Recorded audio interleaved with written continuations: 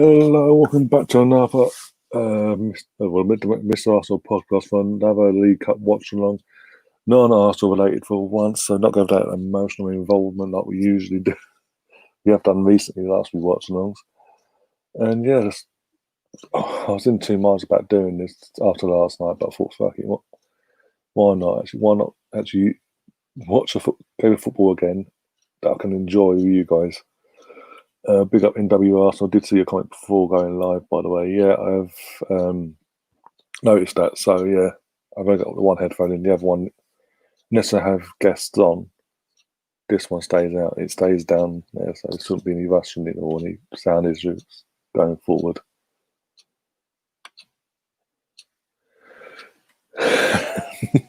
Big up one, yeah. We can't lose tonight. Yeah, we can't. If you don't play, you can't lose. Oh dear. Another note, Stoke. You had one fucking job. All you had to do was, once you got, especially when you got 1-1, was to up the ante and put pressure a bit more for a second. But no, you had to fucking bottle it and give it to them on a plate. But yeah, we are covering obviously the big tie of the evening actually, in terms of two of the favourites, arguably two of the favourites going up against each other in Everton at Goodison Park against Manchester United. And to add a bit of a spice into it, you've got 2,000 Evertonians in the ground still, because obviously now with the restrictions that have been announced today from Saturday midnight, or midnight basically after Christmas, so Saturday morning. Only Liverpool and Everton are going to be allowed fans in to their stadiums in the Premier League. Everyone else has got to play behind closed doors now, or no fans. Oh dear. Yeah, just a head up, mate. Made it hard to listen. Yeah, I've noticed that before, so yeah, that's cool. Big up, John. I wonder. This is an interesting one from your perspective. Who do you want to win, John? Seeing as a Liverpool fan, because no matter who you say you want to win, you can't. You literally cannot win. Oh dear. Hope you enjoy Ollie's Showtime Reds tonight. Oh, got a Man United fan, Winston. Big up, Winston. If you're new to the channel, mate, do subscribe. I know this is a dominant Arsenal channel, obviously, but I do these neutral watch longs, and I do neutral football content as well, and other bits and pieces as well. Telfon in goal, says Warren. And guys, don't forget to also do smash that like button and share the stream around and all the platforms, with all your mates and all that WhatsApp groups, whatever. Just share the hell out of it. Let's get as many people in this chat as possible.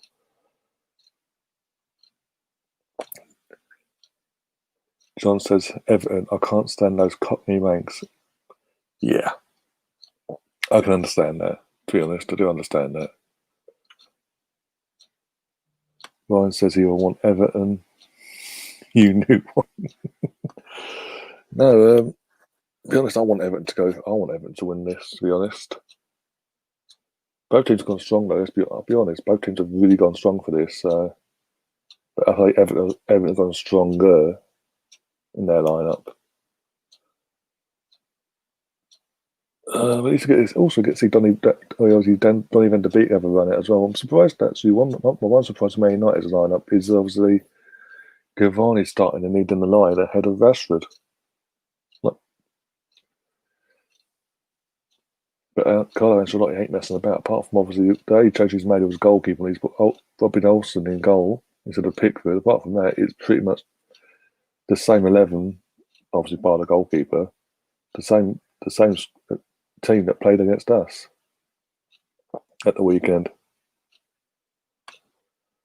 What happened to last night's Watchalong? We did it last night. It's on the channel now. It's done. We did do it. Believe me, ask John. We did it all right. John was there as our neutral. We had myself, John, aka the Revenite, Melvin, Sam joined us, Gary, and Ryan from Ars Bros.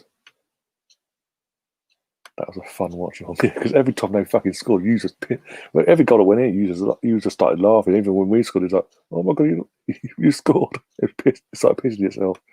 And Melvin just did shock when we scored. Bloody hell! Get a PayPal link for donations. I'll sling you a few bob, mate. No, not far. I'm not far off monetizing the channel, so the super chats will be activated soon as well. Once I get all that sorted. Oh dear, yeah, we did do the watch long, but yeah, obviously doing the next Arsenal watch long is on Boxing Day 5:30 kickoff, so I'll be going live about 5 o'clock with Melvin and the guys for that one. That'll be interesting.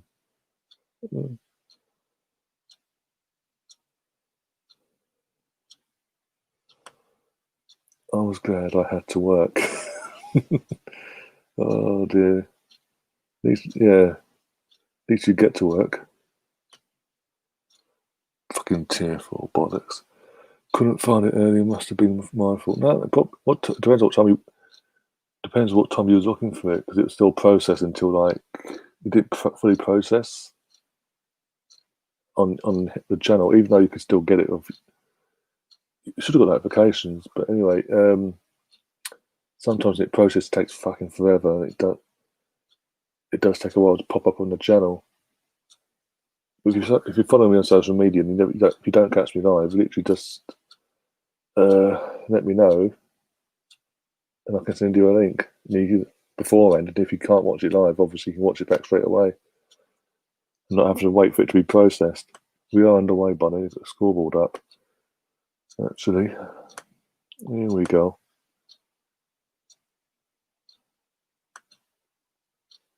Let's go default. So let's have a look.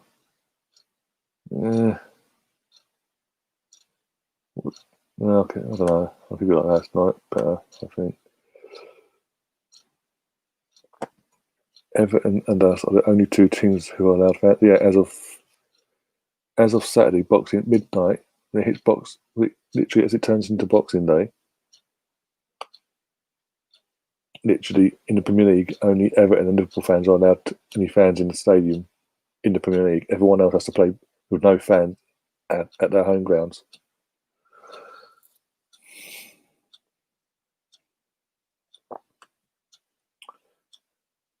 Because everyone's been moved up to everyone else in the country has either moved up to tier 3 or tier 4.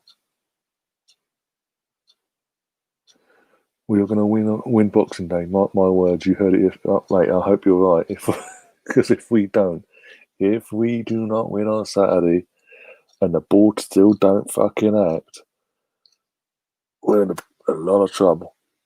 Because again, I keep saying, in all these streams I did, Watchalongs and the stream I did earlier, which hasn't processed it. Hence, you might not have seen that either. NW Arsenal. The longer this goes on, oh, by the way, they're on the check Me United. Oh, soft shaft. That was soft. The flag went up for offside anyway. Yeah, the longer this goes on, the club sort of don't act and pull the trigger, the more likely we are going to be in a genuine relegation. I wish it was a title fucking race. Jesus Christ. Relegation scrap. Oh, here we go. Oh, that's poor. What a fucking... Come on, Bruno can do better than that, surely. United have actually started off on the front foot, so to speak. That was poor first touch from Michael Keane. He just gave it away and fucking exposed the rest of his defence massively there.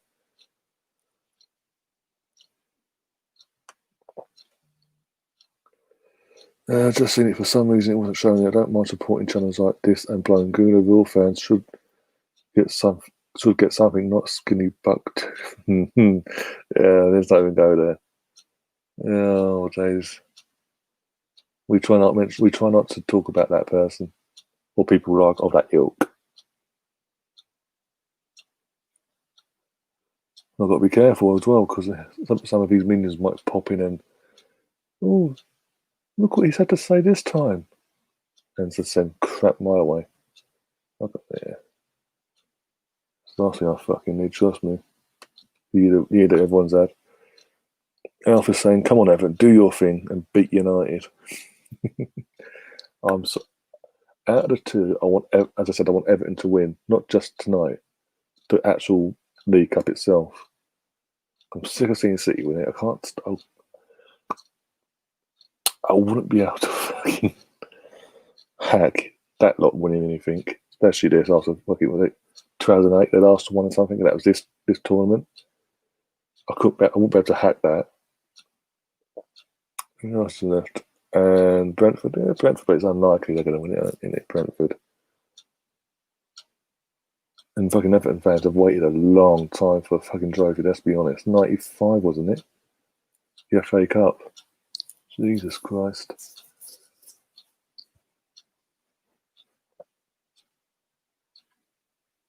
Yeah, not too bad. Could have been better goalkeeping there, but you know what? He's sort of held his defence just to make sure. He thinks another corner box. Let's have a look. Yeah, just to make sure. Obviously, they've got a head to it. We got Molina in the chat. Blimey, Liverpool getting support from COVID scientists as well as TalkSport and VAR. Who would have thunk? This is my draw. It's Man City versus Brentford, Spurs, Everton, or United. Yeah, oh, of course it will. Whenever since Pep's come in, Pep Guardiola came in to Man City after that first season when they just didn't win fuck all. From the second season on, his second season onwards, every time because they've always won it since his second season. Yeah. Go back and look at every semi-final draw they've had in this competition. It's always been the weaker opponent out of the possible three of the three out of the three possible opponents they could have had. They always get the weaker one. I think one year got Burton. Was it that? Because I'm trying to think now. When did we get to the? Because they'd already won it, I think. I'm trying to think now. Was this son? That's just gone. Chelsea, then us. So the first year he won it was against us, 3-0. We had Chelsea, and they had. I'm trying to think who they had now. Can't remember who they had now, but fucking yeah. My phone's going mad.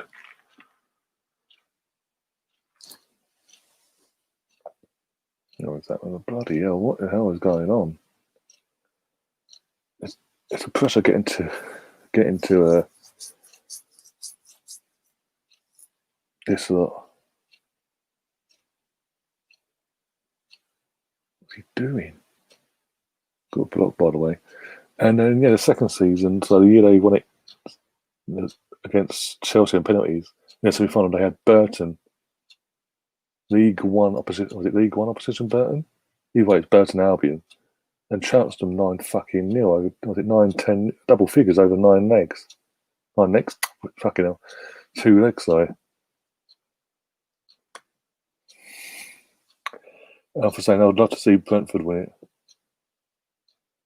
It'd be different. It would be different, but realistically, obviously they've got a chance. Obviously, they're a decent team and all that, but you never know. I mean, what was it? Swansea won it one time when they got to the final against Bradford City, didn't they? That was bloody years ago now. So yeah, strings of things have happened, and they're a decent team. But also, because obviously the semi-finals will be next month, isn't it? It's a one-off game as well. These semi-finals this season are one-off games. So realistically, we need. Oh, the fuck was that? I want that lot to know the hardest draw possible. if I'm being honest, and that'd be whoever. I think that'd be whoever wins this one.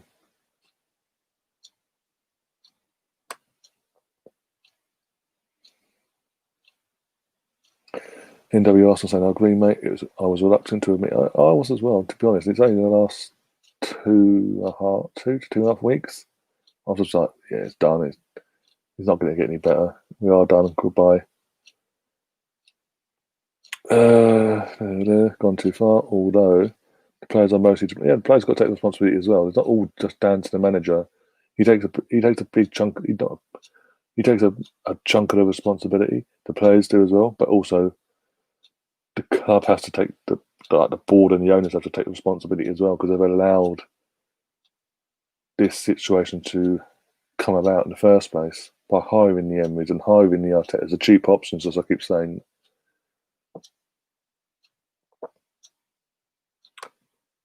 I think everyone's getting behind Everton tonight. Yeah, big Molina, United all over Everton. Yep. The police have searched the entire stadium today. They still can't find Mustafi. Oh God. United are such good form. It's hard to see them becoming unstuck until they face us on the 19th. Well, that'd be a good watchalong to do then. 19th of Jan. Hey. Soft fan, be up what soft fan. Just be nice in this chat. You know what I'm on about. And people that obviously know on the Instagram group chat, you know what I'm on about. He's been very brave in the last 24 hours, shall we say.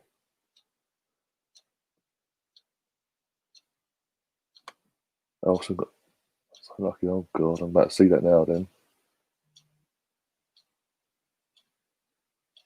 Everton all over the place. Mustafi's going to Barcelona. Good. If we get some money for him, a few months after his contract, we can get some money for him. Fucking great. He can piss off. Cavani bottled it. Oh my God, what was Cavani? Not Cavani. Olsen doing there? Gee.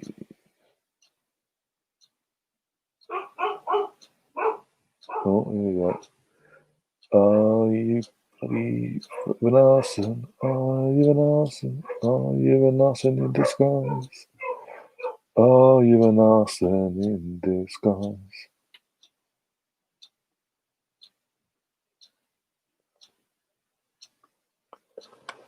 How United hasn't got one at least is a mystery. Big up Mark as well. Hope you're keeping well. I hope you're already all obviously Friday, Christmas and all that, or holidays itself.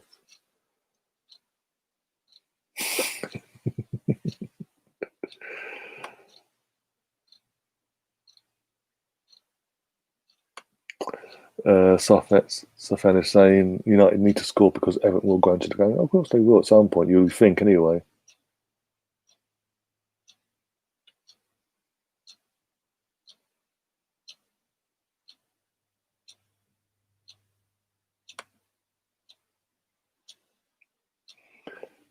Is this Everton goal even Arsenal's brother? Olsen looking like prime Pickford.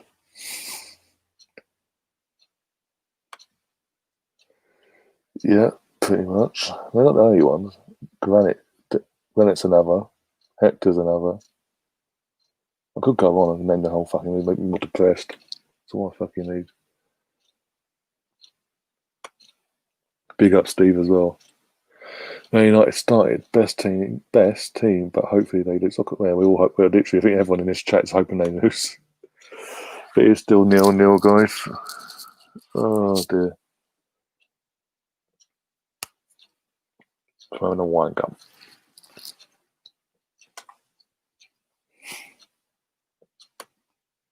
I missed that again. Bloody hell. Going on with Everton. Well, I think the versus a quarter final. They're doing a Spursy bit. The Everton equivalent of being Spursy. The fuck? Well, Arsenal is very lucky Cavani didn't go over there.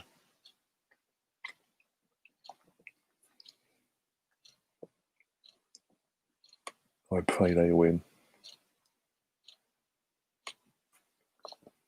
Have you seen our games up? Sorry. Have you seen our games after New Year's Day? January. Oh, of course, yeah. West Brom on the 2nd. Then Newcastle in the Cup at home. I think Palace. I'm going to get back up. I could go for it earlier. Palace. I think Southampton. Then Newcastle again on Newcastle, Southampton.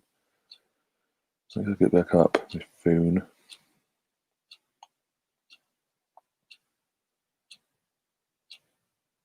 Here we go. Yeah, West Brom. Then Newcastle in the Cup. Then Palace at home. Newcastle home again in this time in the league. Southampton away. United at home. Then February. Oh, fucking hell. February's a toughie. February's the toughest month. It's a huge month. Wolves away, Villa away, Leeds at home, City at home, Man City, Leicester City away. Yeah, and we're meant to be in trusting that our is going to get us out of this mess in that 2-month period. Yeah, that's the thing with Man U. Good away from home, only one loss, only lost one league game in this calendar year. But poor at home, especially this season, they'll be extremely poor at home in the league.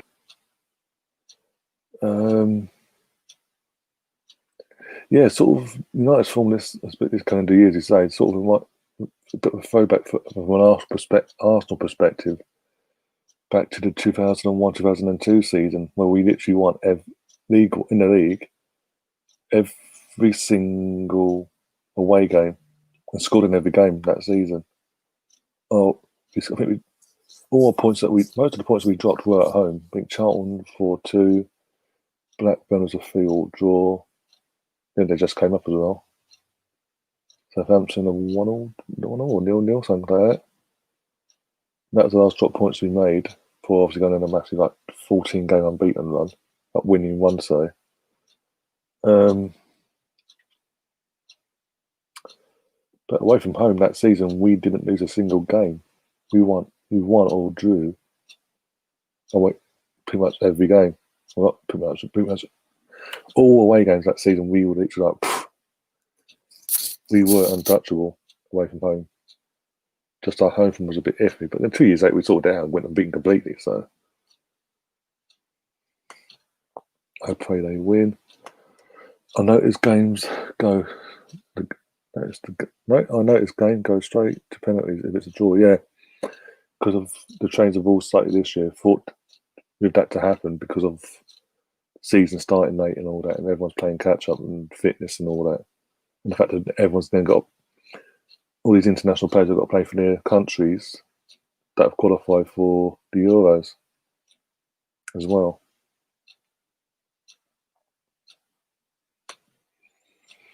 Not going to lie, United are playing good football. Yeah, at the moment they are. Just how long they can keep it up for. Keeping it on whilst Everton keeping it 0-0. United play this good football, yeah. But the longer this stays at 0-0, the more frustrated they're going to get. And with that frustration, will they start overplaying it and really start making individual errors and things like that?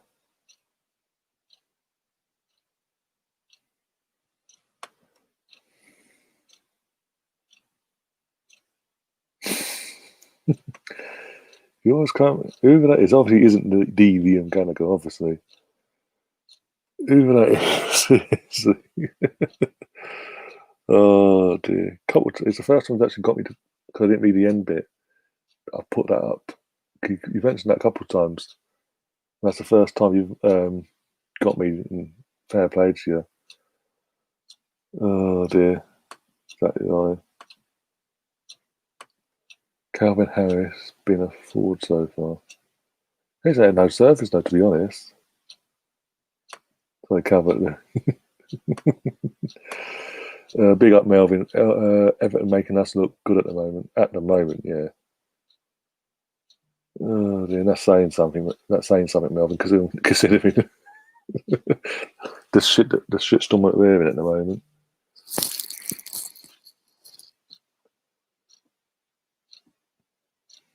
Getting a lot of backing from the media though, Arteta. Like Sir Kevin Campbell, Alan Smith, even Jamie Redknapp in depth to his defence last night.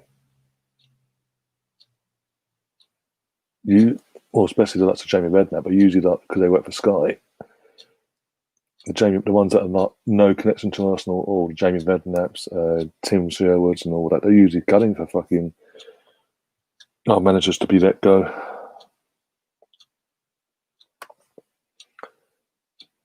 Brian says Runner was awful on crosses. He was awful in general, mate. Trust me. Believe you me, he was fucking awful in general. His worst game so far.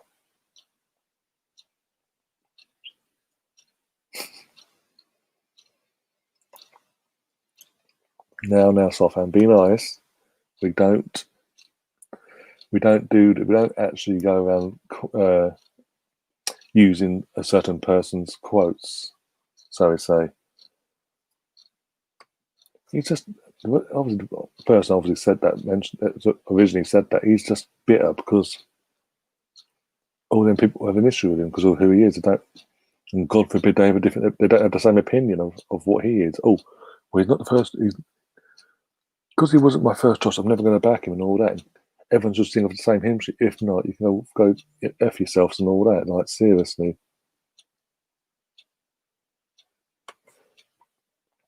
Ian Wright regarding Martin and Titches and slaughtered us. Yeah, and rightly so. I mean, we've done it as well on here. Many a times in the last few weeks this season. Oh, here we go. Here we go. Go on, Sir Garson. The fish got in the way there. Bloody hell. Oh yeah. Of course, that was always with things like this have happened, and it has happened. That was always going to come back and bite him on the arse.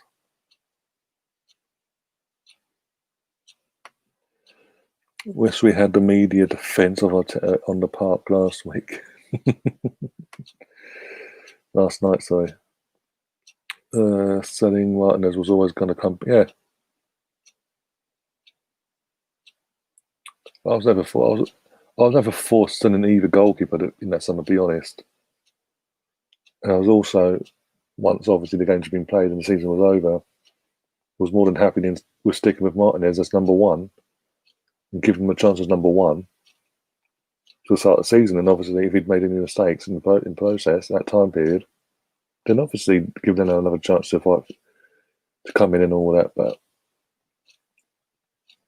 that's what any top manager would do. But I'll tell you, no, you're my number two still. He's my number one still. Deal with it.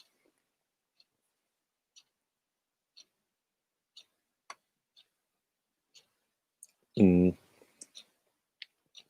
think, if anything, the pressure of what's happening this summer with Martinez as well has massively left Neno exposed. And because he thinks he's got no competition now with the likes of Narson and Mason, because Mason must be, what we say about Mason, he must be not doing it on the training pitch because he never gets picked, no matter what.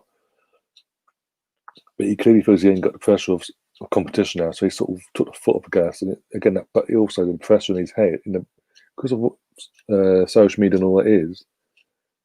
Oh, there we go. They keep an eye out on that, and they see all that. So the pressure of it all must have got to him as well. So add that into the equation. Hence, we're getting what we're getting this season with Leno on a more regular basis. Because every now and then, up to this season with Leno, we'd get a mistake once in the blue moon, not to this level. And the only worrying factor of Leno, bar that, was he held onto the ball too long, which he still does. It just does my head in that no one's coaching it out of him. Everton have been shocking, yep, so far. I mean, Cigar had that chance we got 2 minutes ago, but Fidge got in the way. Need a leader out there, no one blocking. bollocking players or bullying them. Exactly. I think at the moment them days are long gone. Whilst we've got players like fucking Granit in our team, and Mustafi. Wait one sec.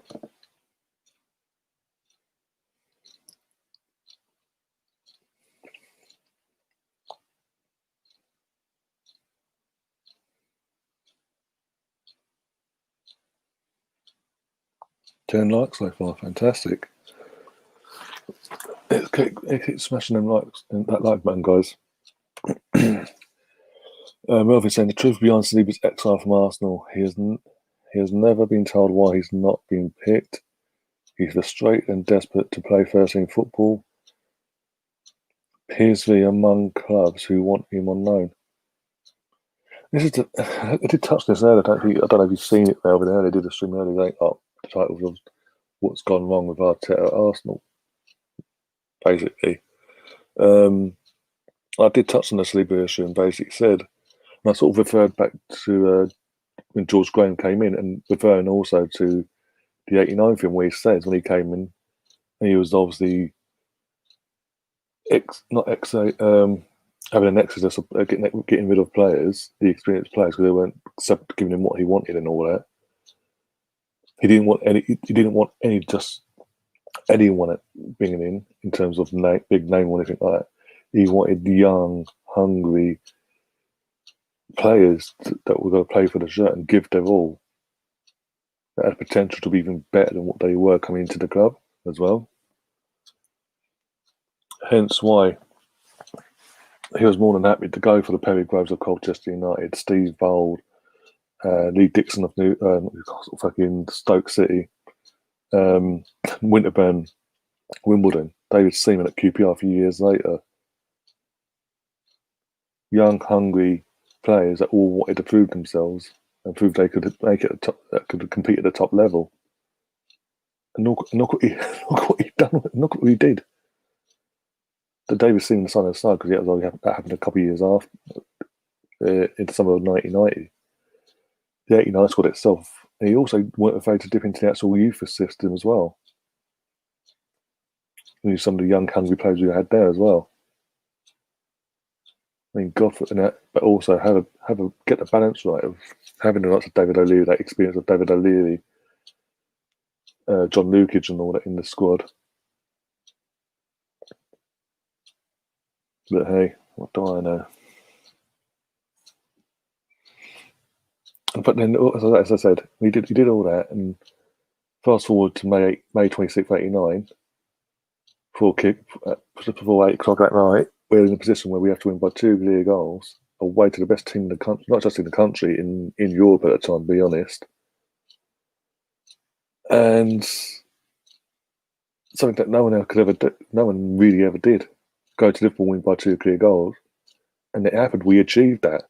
It's massively down to what chance there for Man United, Pogba. But as I was saying, that's something that he not only was the players, because they did put the graft in itself, but it's what he put in place in the first place. He showed the faith, and he got the rewards for it. He got the fruits of it, if you will. And this is where Arteta's going wrong. He's too heavily reliant on the names or the experienced, the so-called more experienced players. Even before he got into this mess, he was heavily reliant on them, and it just does do your head in sometimes.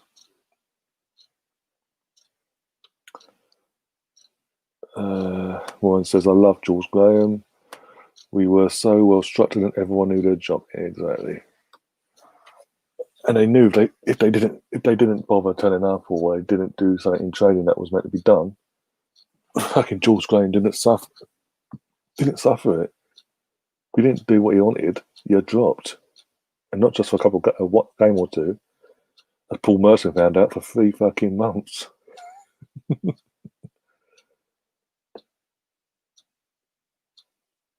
But it's also the structure in place in terms of discipline as well, the fining system as well.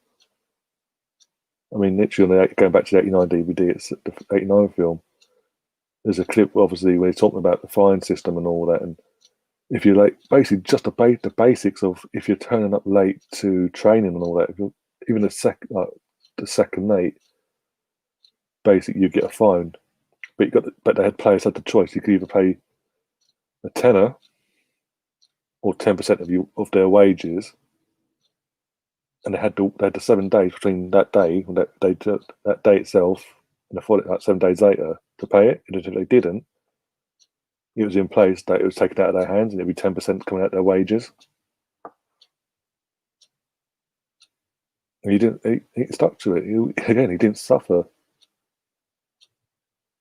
like these modern managers like to do. So apparently,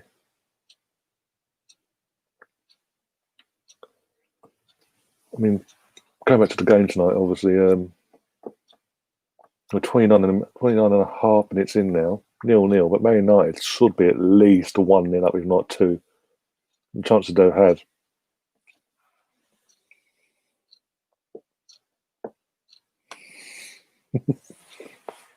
Exactly.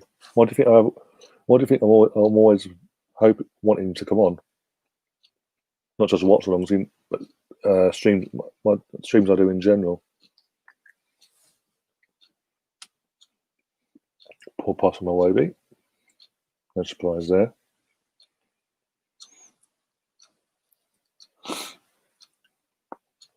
Oh dear, fucking freezing.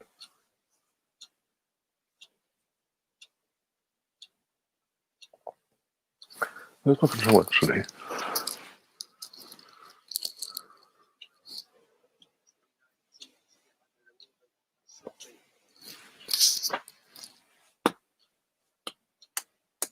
I've got my hat over there. I'll put my hat on. Don't you forgot about that. Have a sneaky feeling Everton win this. I hope so. I really do. Because I think, as I said earlier, not won a cup or any sort of silverware since 1995. They do the fans have waited a long time, for fuck's sake.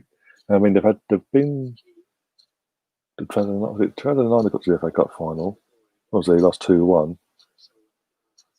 Apart from that, they've never actually got to that. So they've been fucking patient. Let's be honest.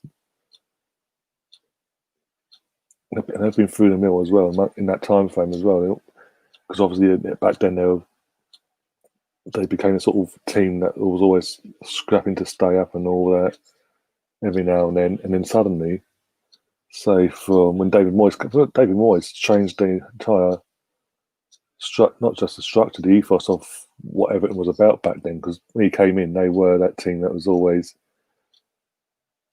just basically fighting to stay up, basically, and trying to avoid relegation. He came in and suddenly, boom, top half of the league. Then was it that 04-05 fourth, and then they started being the top 10 team for the 10, 11 years he was at the club. And since then, obviously, they've had a few managers go through from there. Martinez, fucking, I've got to remember now. Martinez, Coleman, the recent, what's his name? Is it Garcia? Oh, his name now. The guy they got from was it Hull beforehand, and Watford respectively. Sam Allardyce, and then who was it last? Oh, is it Sam Allardyce first, then the Garcia guy, and then they've got obviously Don Carlo.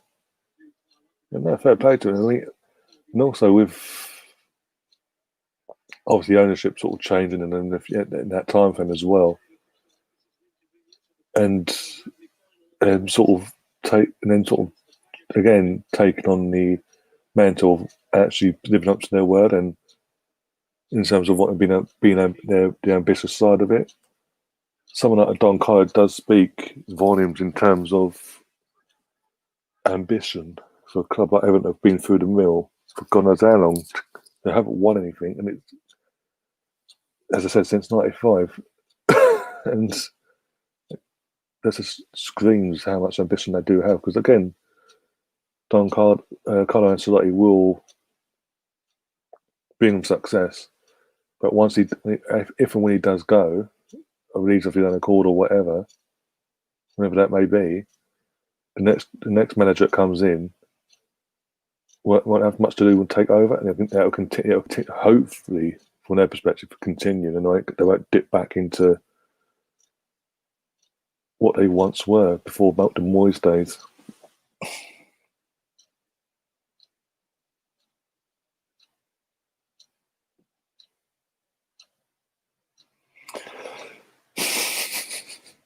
What important saying without upsetting other YouTubers. But this is the first channel where you can have a proper conversation without the blood. Fam, sick, bruv, in it. I'm blood ain't. Oh, look, I'm a Londoner, literally born and raised born in East London, and raised in and around London for my whole life. But yeah, I'm not of that blood, fam, sick, and all that malarkey. I just nah, that ain't me.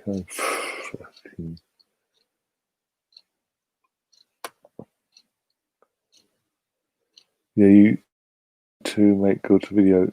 NWS saying, yeah, you two make good videos, mate. Saw him on Sonny's channel. Don't know how he put up with him. Not getting into that conversation, that the politics of all that. That's not my. I'll stay out of all that as much as I can. Oh.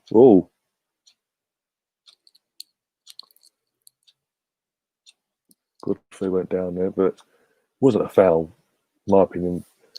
But I've seen him given at the same time.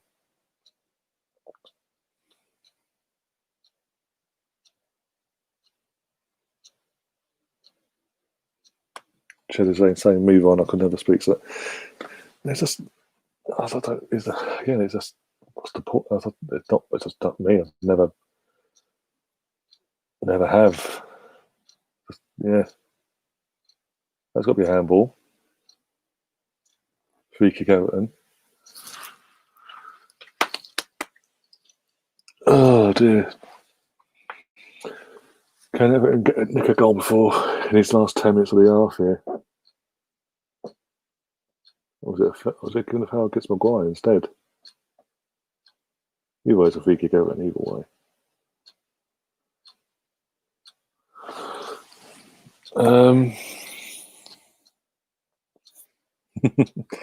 Yeah, Melvin replies to Warren saying, thanks, Warren, with the old wink face, wink emoji. Cheddars, we have a fan. Woohoo! Oh dear, don't forget, guys, do share the content around and do smash that like button. Oh dear. Gosh, Garson. No, what's Garson? Do what Morris did yesterday. Hit the goalkeeper, see what happens. Oh, good. Oh, that's a good shot. Good save. Good save as well, but that's a good shot. Bit more bend on that. Bit faster bend on it. That would have gone in. If you know what I mean. I say bend, I mean a bit more bend, but also a bit of a quick pace as well. Quicker pace. Oh. Dive in to beat his own goalkeeper's foot. Go on, Everton. Go on. That's poor.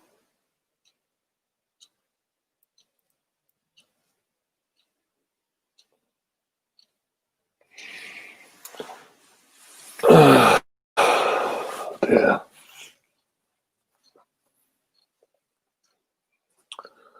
Oh, good. Oh. One says, if we mark up in Jan, then we are in real, actual relegation trouble. Yep. This is what I'm saying.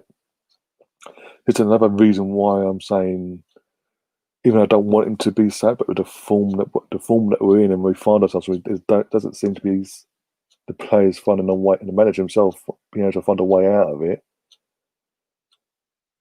It does lean towards he could be gone before New Year. But I'm just hoping at the same time, if that's the case, in the meantime, before they do that, they've got someone ready to come in, and we're not going to have a. Oh well, Mikel Arteta's been sacked, but we haven't approached anyone, we haven't spoke to anyone, so we're going to have to wait 2 weeks, and halfway through the transfer window, we'll announce someone. And then that person, whoever that person may be, will have literally not even 2.5 weeks to grab a player or two out of nowhere, or basically be told, we tried, but you've got to stick with what we got now to the end of the season. NW Arsenal saying laugh out loud. Jamaica. I'm assuming it means Jamaican.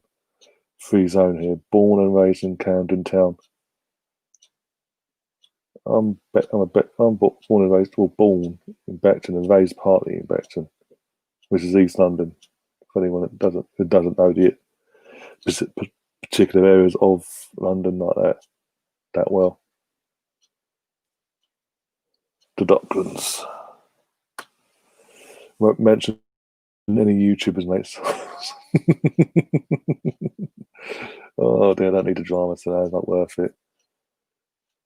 Because we start naming them as, even if we just meant to say the name, they'd take it as an insult, and without actually coming to me or whoever and having a discussion, they'd take it as a massive insult, and it'd be a massive fucking YouTube Arsenal YouTube fucking face off basically.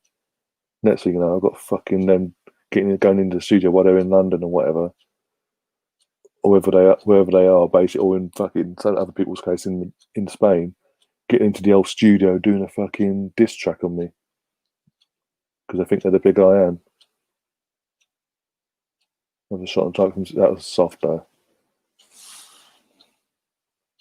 Everton are starting to work their way back. Everton are starting to work their way into this game, by the way.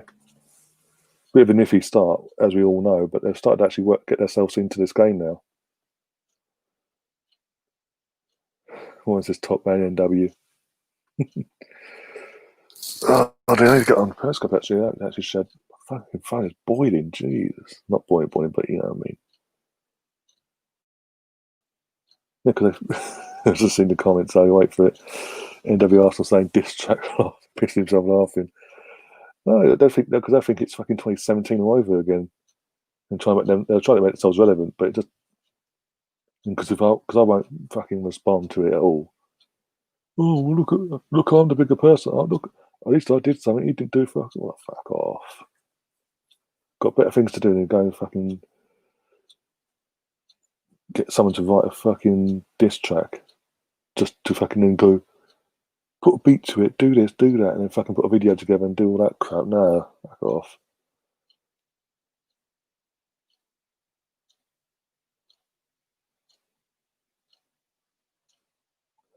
Oh, right. Share the broadcast. Share as it is live. Twitter. Tweet it out. Off we go. Oh dear. Steve's there. Big up, Steve. Hope you're keeping well, mate. How you doing? NWR saying, I'm only human after all. Don't put the blame on me. If you know, you know. Oh dear. Oh, 31, 32. Jesus Christ, Twitter's took to up to water there. 40. Bloody hell. Oh, that dropped now. Oh dear. Guys, do get your questions in. If you're on Twitter, if you want to talk about Arsenal, anything about Arsenal related or anything, get your questions in, or get my thoughts on anything, do put them in the chat and I'll pop them up on the screen for you. Because it's getting close to half time, so I think we've all we've done pretty much in this watch along is talk about the Arsenal situation, because for all what it is, Man United have dominated, yeah, but hasn't been a thrilling game as the scoreline suggests.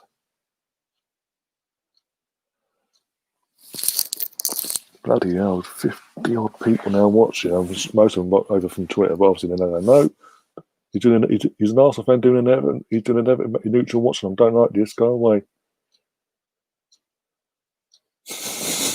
It proves my point. The numbers are now dropping.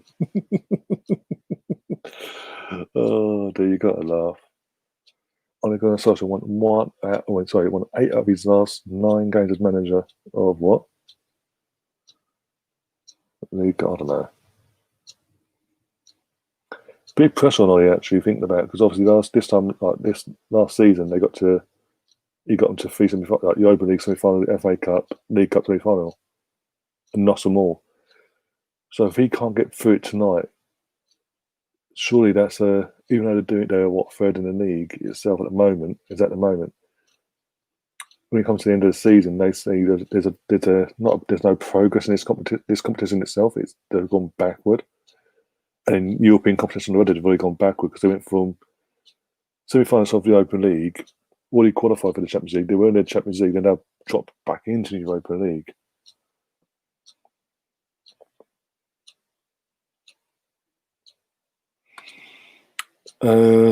The Arsenal Misfit says, you're right about having a new manager ready to go as soon as Arteta is fired. The longer we wait, the deeper we'll get into the transfer window without new players. Exactly. How happened there?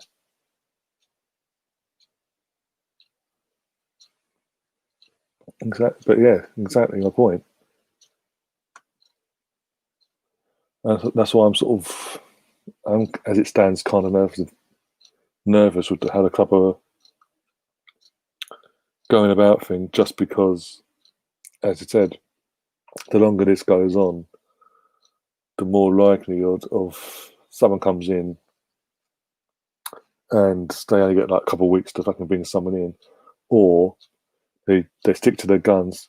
He doesn't go anywhere, and things get worse in January. We still don't get no win in, and by the end of January, we're in the thick of it of relegation back with 4 months to go, with no new players.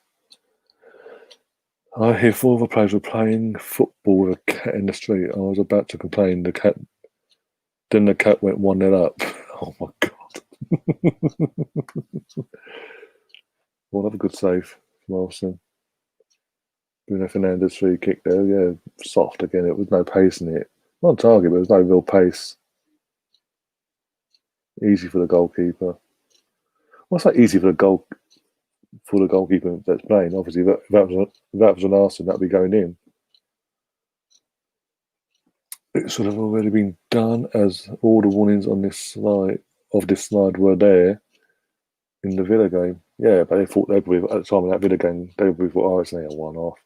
But it's continued. That's the thing. And the longer it's continued, again, they're doing what they did last year and digging their heels in and going, nope, no problem, everything's fine. What lost? What, we win games, we don't lose. Why does it say 4-1 if we've been winning games? In their heads, half time, by the way. At Goodison Park, 0-0. United had the better chances and had most of the game, possessional-wise, but haven't took their chances. They've had a couple of chances. They've sort of got back into the game itself, and yeah, they've had a couple of chances themselves, but nothing to write home about as well. Mainly from Cigarson, but yeah. Even Warren agrees with Steve as well.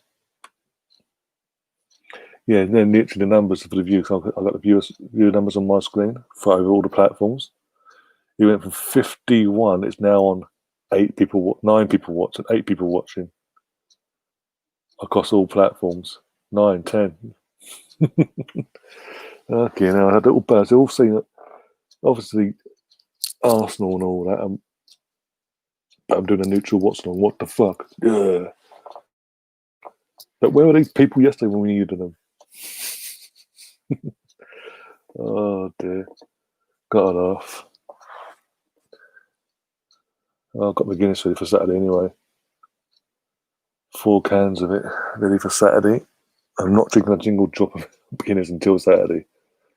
When we go live, I'm literally saving it because I know I'm going to need it.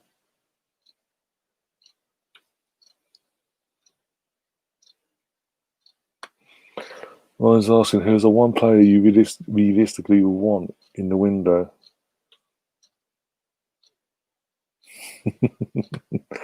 And yeah, everyone's saying not working. I'm assuming that he was working. No, he was working. I meant about the Twitter on because whenever I do these live streams, since I've been I've had to set up a new Periscope. Literally, always share the stream. Normally doesn't have really that much of an effect, but yeah, I've done that tonight. But did it last night again, like normal. Not get a few people coming in straight away, and obviously throughout the stream. Whereas that's now it's just went 51, and then gradually just gone 8 to 8 people. Gotta laugh. Oh dear. Can for every goal Chelsea score. Yep. Pretty much. Oh dear. Gonna fucking need it. I know it. Then I'll be nursing because I'm gonna end up having to drink more to numb the pain even more at full time. I go off air. I'm then gonna be nursing probably a fuck off hangover on Sunday. Yay. Alfie and Brandon just joined us in the chat. Big up Alfie and Brandon. Hope you're keeping well. Obviously, the news as well from Ipswich's games in League One have all been postponed until further notice. Was it an outbreak of COVID within the actual squad itself? Or something like that, anyway. But yeah, player-wise, ideally I'd want someone like Lamptey, but I think that's got to be more likely a summer signing, someone of that ilk. A signing like that is going to be more likely have to be a summer signing. So, but winter-wise, I don't know. Anyone at this point, to be honest. Yeah, we are in tier 4. Yeah, we're in tier 4 as well. But I'm saying haven't your games been postponed as well because there's been an outbreak within the actual club.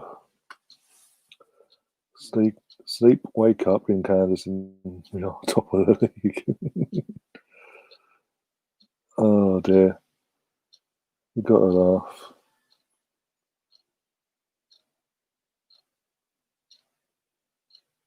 Got the 13 likes now, fantastic. And did you? Yeah, I thought so. Yeah, because Paul Lambert's doing a thing. It was on Sky earlier, talking about it. It was on in the background. So yeah. So at least your team might be playing. You can still come and join us in our misery and be our therapist for the day on Saturday evening when Arsenal play Chelsea at the Emirates. And obviously Melvin and Gary are going to be there. Obviously, see who else is, because it's Boxing Day as well. It'll be very hard, but I'm going to see who else is available as well. Get as many people as possible on for that one.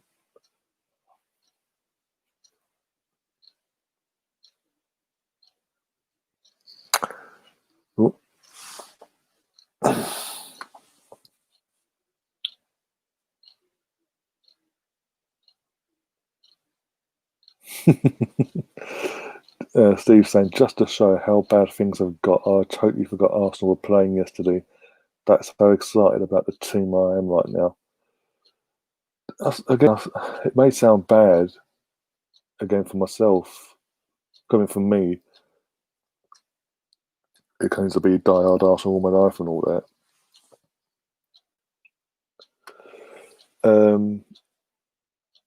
But yeah, I've said recently the last week or so, I think it's actually on there or off air, but I'll say it again. If I wasn't doing this, if I didn't have this channel and I weren't having to, obviously not having the channel to provide content and do watch-alongs with you guys, and that I wouldn't be breaking my neck, put it that way, to watch the game because I'm expecting it now. I'm literally going into every game we play now in the league and all that, and now in the League Cup, obviously being knocked out of it, expecting to lose. Unless we get the first goal in that game, I'm fully expecting us to lose. Every time we go 1-0 down, I'm like, here we go, we're going to lose, great. And 9 times out of 10, bar the Southampton game, that I've said that in, apart from Southampton, every other game that's happened in, I've been proven right. And I was just like, to a point where the defeats, yeah, it hurts because obviously I don't like seeing my team lose. And I'm not one of them that's like, oh, because we're losing this amount of games, and I've now sort of on the verge of giving up on Arteta. That I want the team to lose just to get him out. I'm not like that. I'm not of that mindset. I still want my team to win. So it still hurts when we're losing, but it's coming because I'm expecting it. It's not. It's it's not as hurt. It's hurtful, but not as hurtful. If that makes sense. Alfie and Brendan saying, I will just to watch my second team last. Oh dear. Warren saying at Misfit, I was given the chance to do overtime yesterday. I took it instead of watching the game. Jesus Christ. Again, that says it all. It's the manner of that's the main thing. The manner of it all. And the players are clearly, there's not just the ones that have been reported that have fallen out with Arteta, the Louises, Willian, and Aubameyang. It's the players. It's completely the players in all the players in general. They've all down tools on Arteta. It's so it's so obvious to see from our we're not even in the stadium when we can see it. Literally, we're all at home having to watch it on the screen, and we can see that. Oh dear, big up Melina has come back in saying, come on everyone, smash that like button. And don't forget, along with that, guys, do again, as I've already said, do go share the stream around as well. While it's after, before the second half kicks off, go and share the stream on either you've got Facebook, Twitter, Instagram, Discords, WhatsApp groups, whatever. Share the hell out of it. Try and get some more faces on here. Excuse me.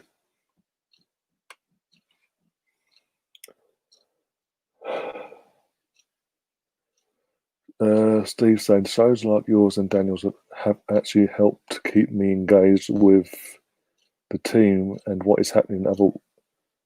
Otherwise, I would probably start turning Arsenal out right now. I appreciate the compliment, of course. Again, glad I can't.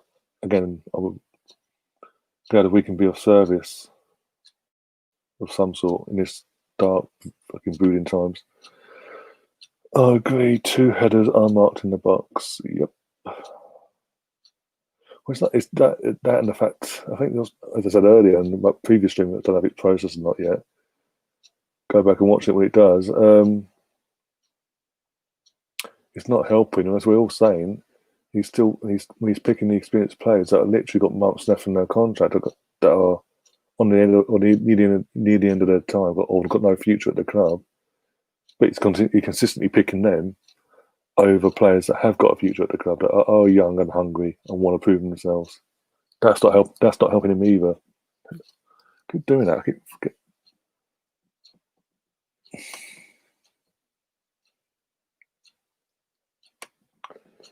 Oh dear. How are we doing? Anyone in the studio on set?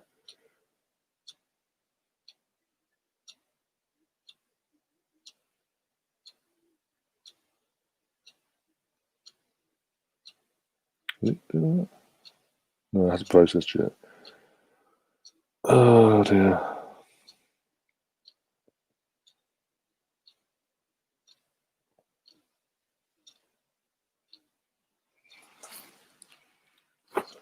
One second. One sec. Oh, what days?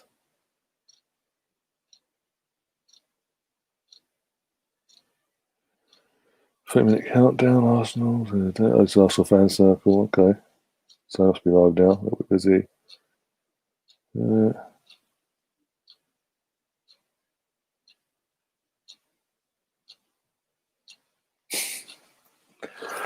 Oh dear. No, I was just checking. Got like a lot of applications on Twitter, so I'm a bit of a I get a bit OCD. I don't like having loads of notifications, so I start clearing it all. Yeah. There's a gun frozen. All I'm saying, atmosphere, you are right. Only reason my workmates watch certain channels are to laugh at the club. And then, as they call them, the clowns at the club, I cannot watch them. Yeah.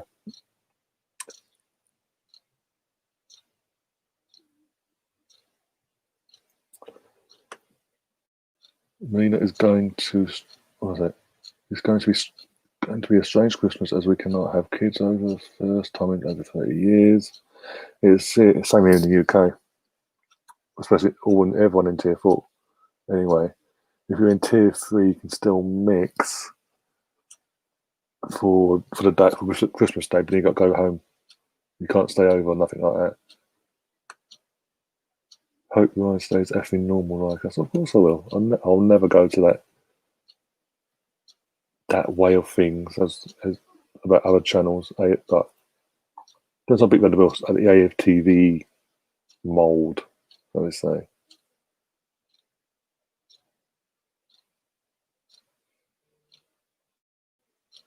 And what pisses me off as well, because obviously in the group chat that I was in on Instagram, someone sort of screenshot of one of the interviews they put out last night. And it was obviously the tie, and the title was basically, and I told you so, that we should never have sacked let Wenger go and all that. I'm like,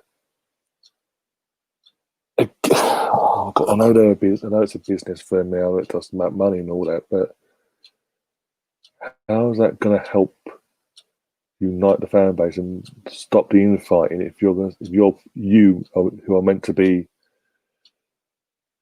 the voice of the Arsenal fans apparently going to fucking the media because fucking Robbie's there spying his fucking head off because he's on oh my Scully. Fucking idiot. How, well, I was saying, how's things like that and then what way you worded title was going to help not just unite the fan base but get that stigma off your back.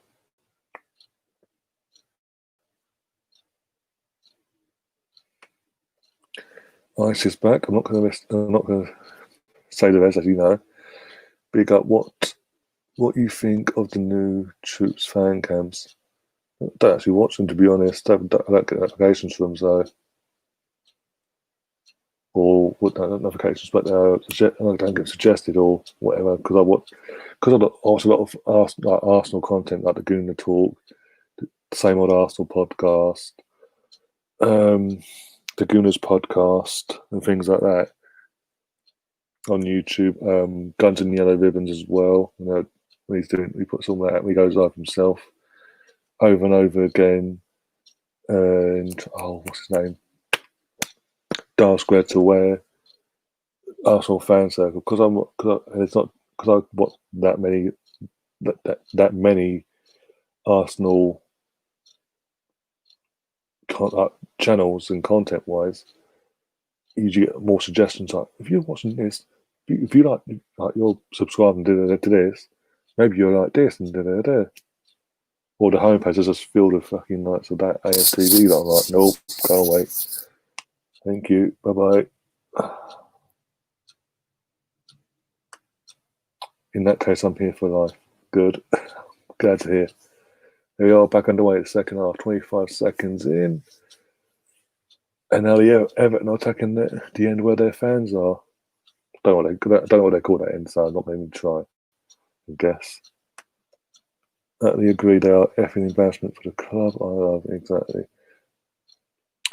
Oh, when it first came along, don't get me wrong, when it first came along, the idea of it was good, but it just very quickly got out of hand. It just became, as I said, a very one-sided argument on one certain subject, and we became that. Yeah, we just everyone in our fan base that doesn't, even the fans ourselves that never go on there or associate ourselves with it, get tired of that brush. It just became like, yeah, not really. Like the interest died off very fast fast for me, is it did become that channel, the Wenger out channel, basically. Bar time, was it Redhead Chris? Everyone else was literally, and they went. There wasn't even like a debate about it. It was just like, oh, da, da, da. And then some of the things they say, like wishing him dead and this, that, and the other, or he's got Alzheimer's and this, that, and the other. It's taking it too far. And don't get me wrong, obviously, I know, obviously, as you guys know, I am friends with the likes of Lee Judge because of what I do. The likes of Lee Judges, Kenny Ken, and all that.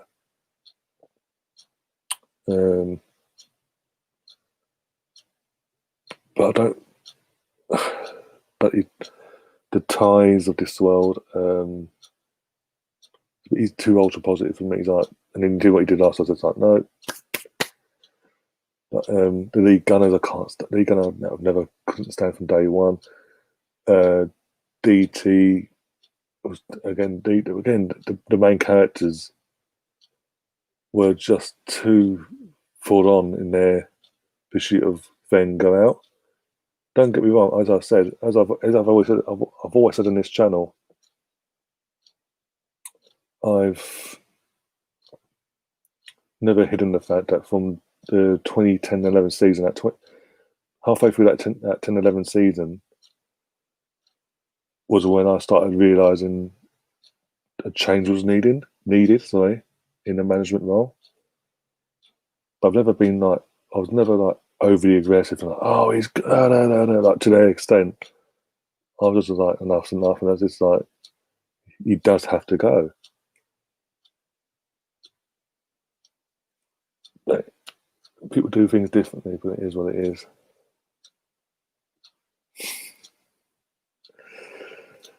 Alex is saying, do you not like my name? I'm not. You. Oh, side note from Cavani. You know why I'm not. I cannot say that whole name. And everyone knows that. Everyone that sees that knows why. That's why I just say Ice. Ice is back in the chat and things like that. Saves a lot of bother. Trust me. There's no problem with the name at all. It's just I'm not going to say the whole thing because it causes a whole head of a mess, basically, so to say.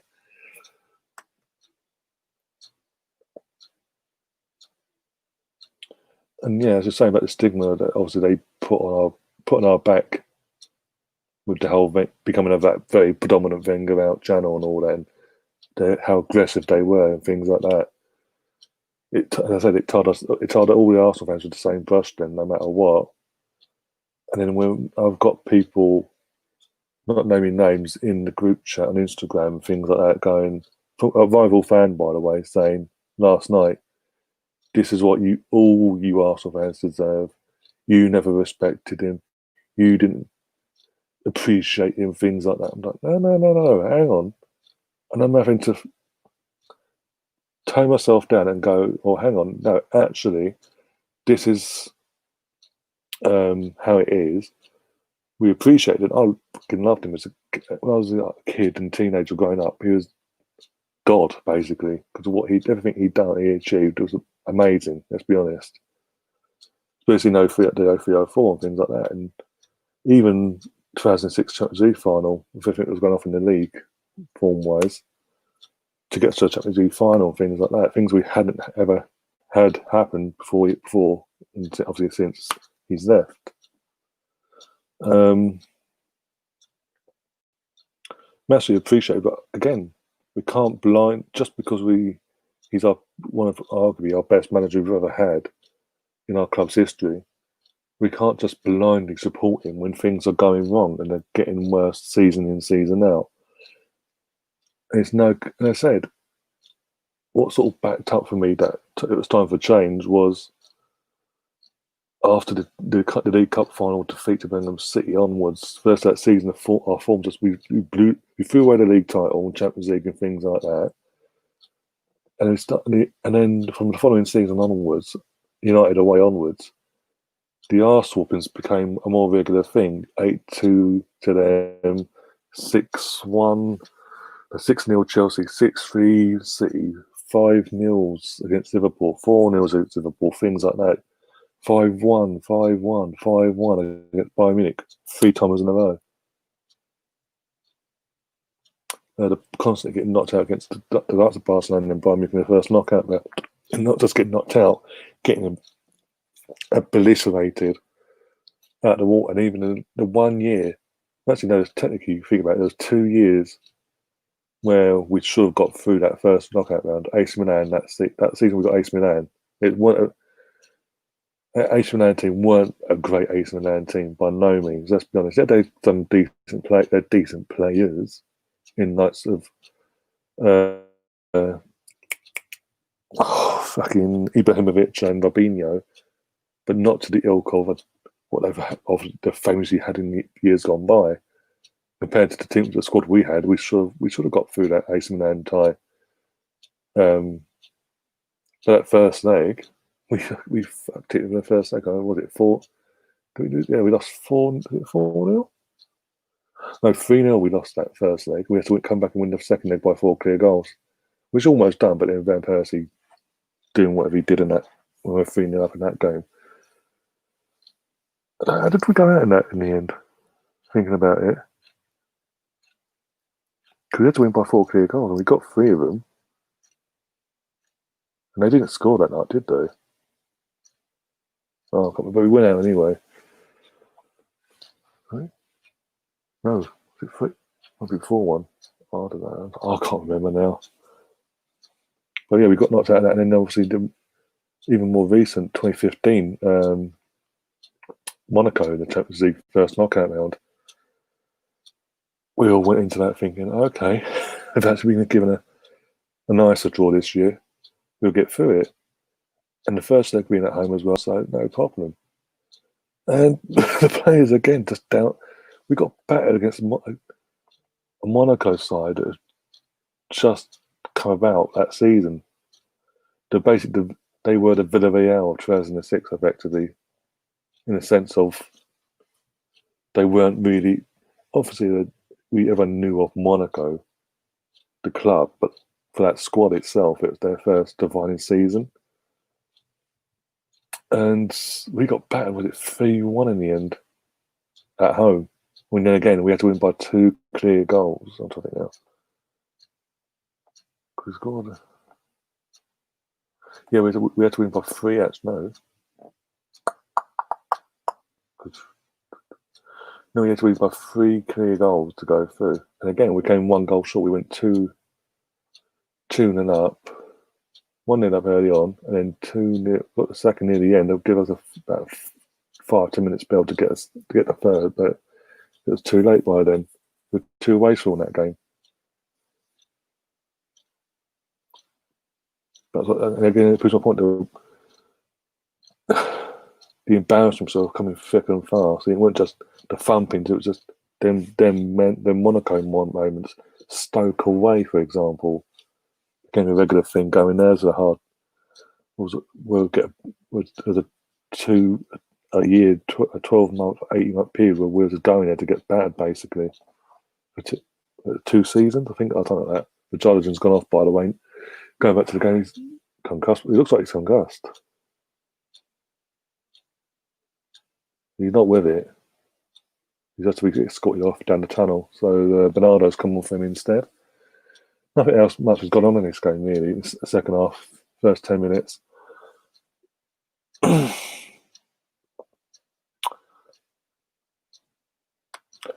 NW Arsenal, Wenger gave us the best years of football we'll ever see. It did go stale. Unfortunately, it was a board that should have handled his departure. Yeah, exactly.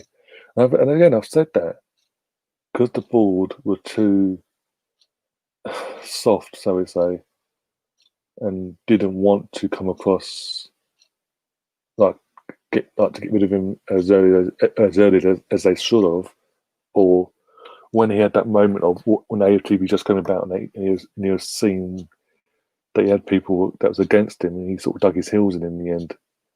Because apparently the deal was in the 13-14 season was going to be his last season, and Klopp was going to kind of come in. But him and the club had a discussion. Klopp had been approached. Everything had been pretty much agreed. And then, obviously, during that season, he changed his mind and basically went, no. Oh, basically, end of the season. No. I want to prove my point now. I've ended the 9-year drought, but I now want to prove my point to these idiots and win a league title. And it became an obsession with him. He's even said it became an obsession that he wanted to prove them so much. It did. It almost. Enough said. It's been said. It did almost. He's again agreed. It did almost ruin his legacy that he'd built. He risked his own legacy to prove a few idiots wrong on a fan channel.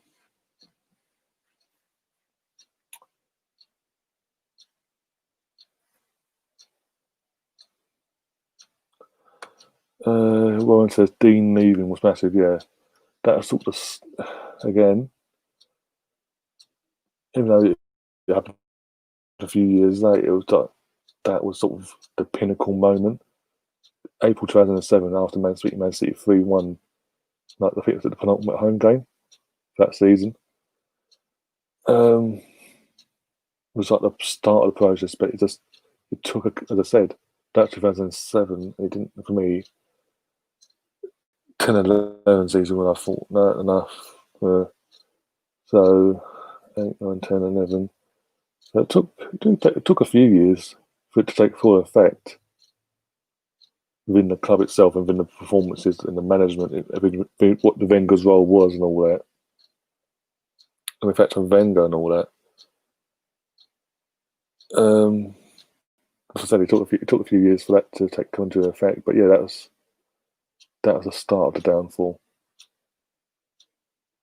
And I think David Dean must looking back regret, have that one regret of introducing Stan Kroenke to the club, because he introduced both him and Usmanov, and obviously he's the one that's not wrong out of the two, and yeah, we are where we are.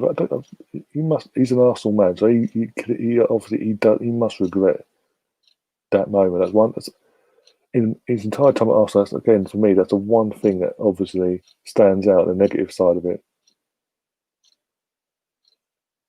So yeah, just don't come to me and say he doesn't regret introducing that man to this club, because he must do.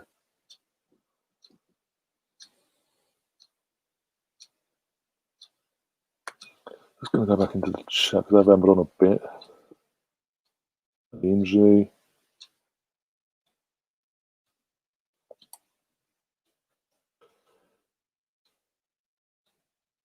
Imagine.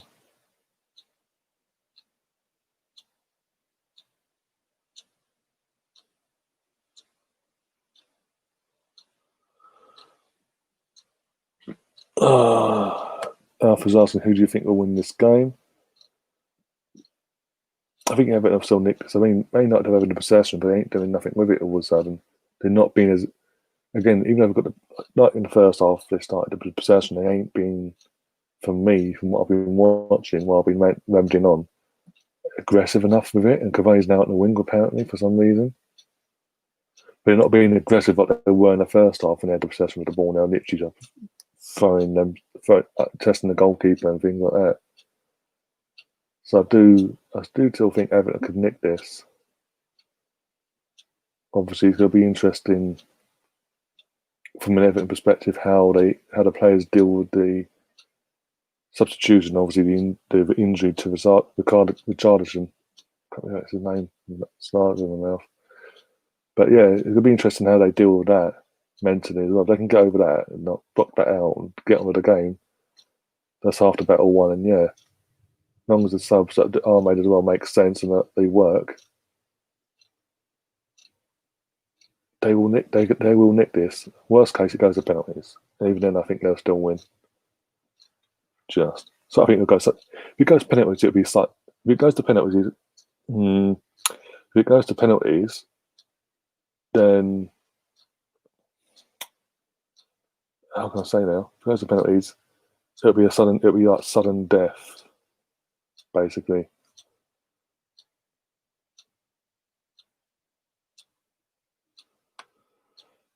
You mean saying I made a YouTube video on my channel? It's very funny. Please do check it out when you have a chance. One sec. Over. From Fernandez. Check it out when you have a chance, Steve. It's a banter song about Arsenal. God.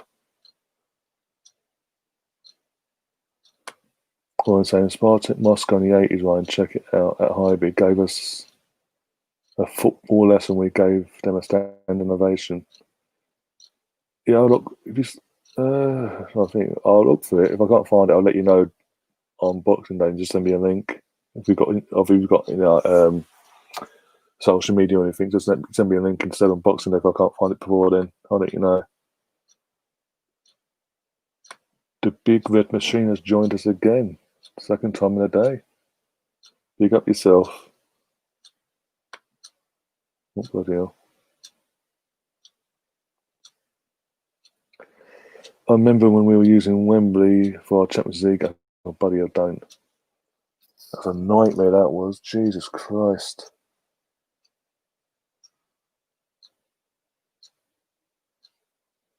I can't remember why, though, because I can't, yeah. Well, I know why, but it just never made sense. But yeah, this is weird.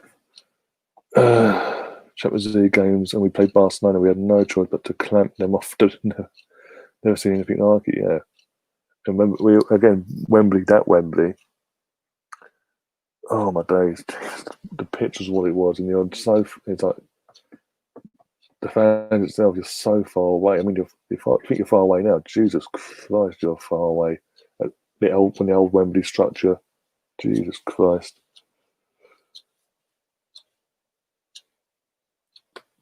Melvin said he says he remembers that night as well. I'm literally talking about the Spartak.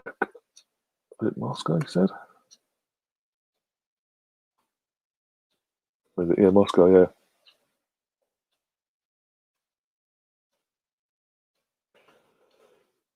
NW Arsenal saying, "Were you going to go?" I'd say, "Were you going to games back then, Ryan? Back in the 80s, I literally was born on May 20th, 89. I was 6 days old when Anfield 89 happened. So no, back in the 80s, no. Well, if you're on about Wembley, then I think I went to one of them. I think it was a Barcelona one as well. I remember going to that one. But then, because I was young, I was trying to think now. I'm trying to think. Actually, trying to think. Fucking hell. I was around 9, 10 or something like that. And being I was Arsenal at the time, the only Arsenal fan in the family because my granddad's West Ham, my uncle's West Ham, etc. It was like once in the blue moon sort of thing. Like, especially in the school night as well. Fucking yeah. League games were more regular, obviously, but midweek games. Sorry, was literally like a once in a blue moon.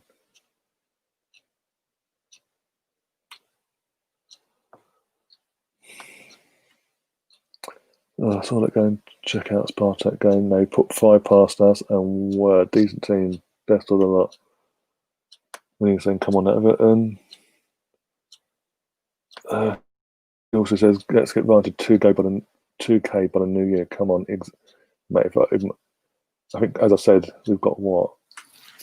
We're on literally just over a week left, week and a bit left of the year. If by some miracle my subscribing numbers suddenly pick up again and I hit 2K, you have no idea how mad that would be for me. But then I will, because I've got something in mind to do, like as a thank you if I do reach 2K. When I do reach it, if I was to reach it by New Year, obviously in New Year I'd have to go and get it all put together for you guys. Be a live stream, obviously. 2 subs here going off. Now shit. What has Donny got to do to stay on the pitch for fucking more than 60 minutes? Jesus Christ. Donny's going off for Martial, and Rashford's coming on by the looks of it. Who's coming on for Rashford, though? I mean, off for Rashford. Probably Cavani, I say. Greenwood. Okay. So Martial and Rashford are on. Greenwood and Donny van de Beek are on.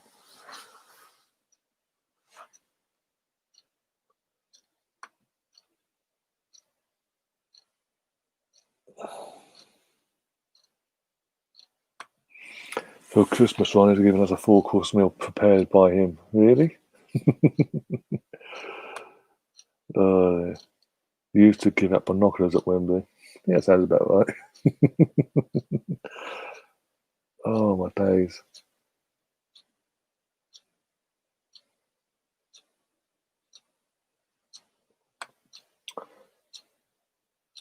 Wet spam, have that there. Effing miles away.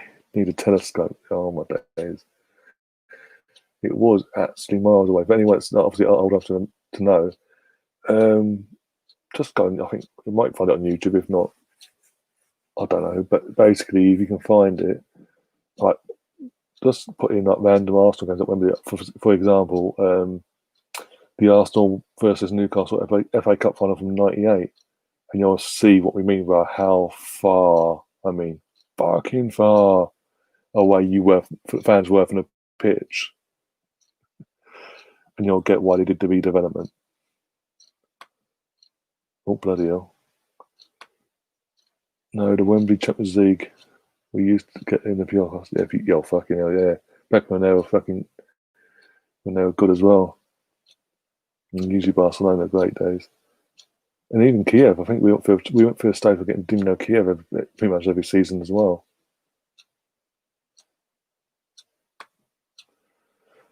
Melvin, the restricted distant views at Wembley were ridiculous. Some games, it was like going for the it was like just going for the atmosphere.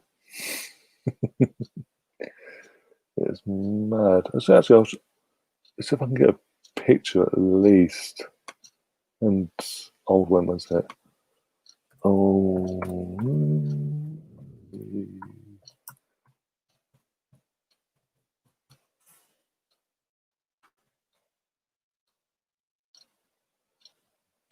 The pictures from outside the stadium, like the bird's eye view pictures they put up, don't actually show anyone what we're on about or everything on the chat. Go on, Coleman. Go on.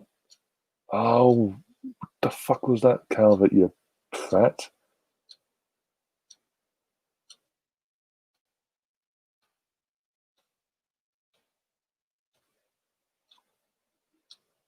This it? Oh, this.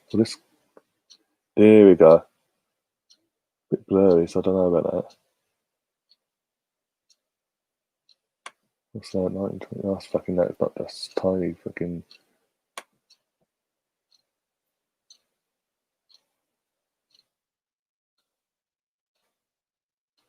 Yeah, you have to go literally. Let's say let's try this one. Oh.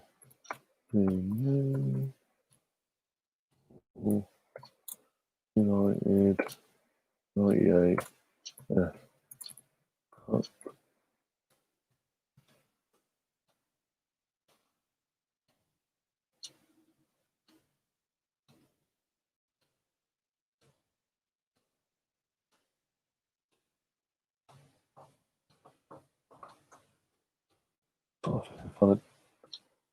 Yeah, you might just literally have to go on YouTube, guys, afterwards and type in like literally Arsenal versus Newcastle '98 FA Cup final.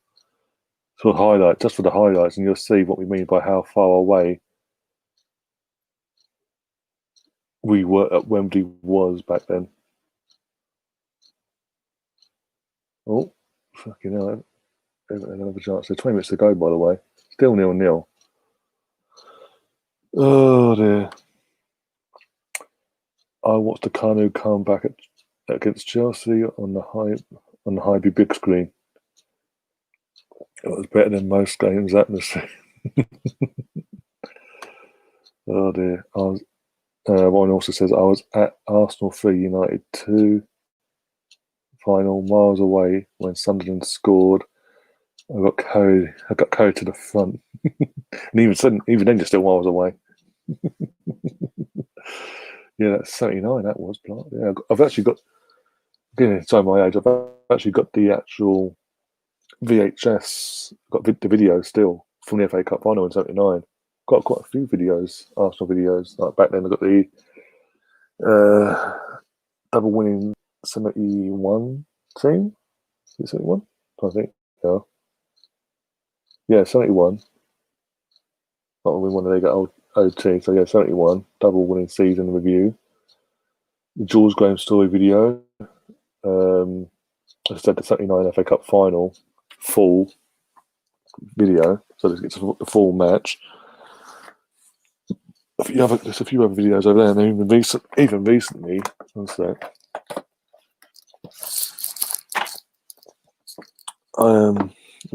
Treat over these last few months. I treat myself to books like this bad boy,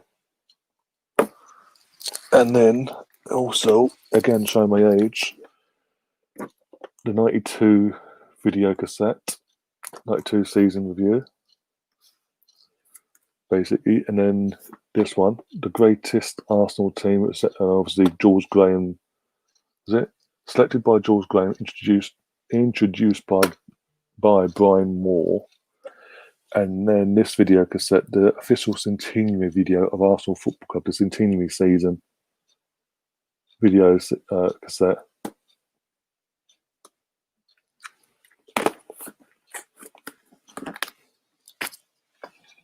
I've got quite a few, but literally I have to get up and go all the way over to the other side of the room to get them.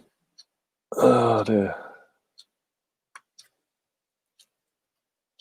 I think this game will go to penalties. It does seem like it's going to go to penalties. It's either going to be a 1-0 win, a scrappy 1-0 win by either side, a last minute goal basically, or it's going all the way to pens. And if it goes to pens, it's going to be like sudden death penalties basically. Sorry for flooding the chat. No, it's no problem at all, mate. Literally, I loved again. Another reason why I'm doing this sort of channel and hoping it grows a bit more is to not only to engage more of you guys and people like yourself. Again, it's like you said, reflecting on our own different memories, because everyone has different memories of at different times and all that, and different time periods and things like that. It's not. I like hearing different perspectives of people's particular memories when it comes to Arsenal as well.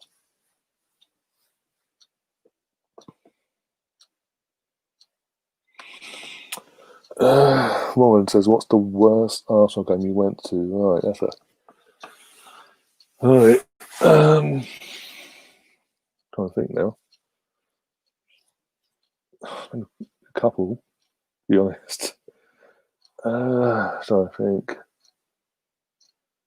Highbury wise, for me, because I was actually like still was entering my teen years at 2002. So I'm what 0102 season. Trying to think now. What? Oh, how old I was fucking hell. So I think I would have been 12, going on 13. That's I would have been 12 at the time. The Arsenal versus Charlton game at Highbury, that was a bit of a stinker for the obvious reason. Literally just didn't the place watching the game itself playing out. We sort of on paper, as always, sort of won the game and not. And if anything, we should have been the team that won by 4 goals and scored 4 goals and things like that back then. But for that day, we just didn't. I don't know, just didn't turn up, and there's like a flatness to the game, and it didn't help with Richard Wright goal, obviously.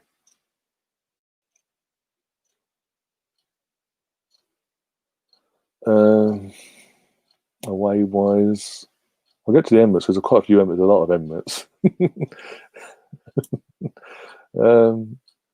But I'm trying to think away game wise. Fucking hell. No, you're asking.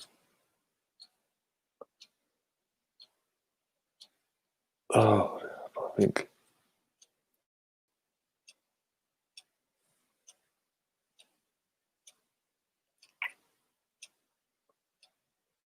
possibly Old Trafford when we got torn apart 6-1. We was it Stefanos and I can't remember who else it was. Stefanos, Gilles Gormandi. I can't remember that parent was Stefanos and someone else. I can't remember who it was now, but it was a Gormandi at left back as well. And we just got torn a new one. How was it? Cole, York, Teddy, all just like tearing us a new one. I think one of them got a hat trick. I think maybe it was now. I think it might have been Cole. Would have sounded about right actually, because he's ex-Arsenal or came from our academy. Oh, Andy goal.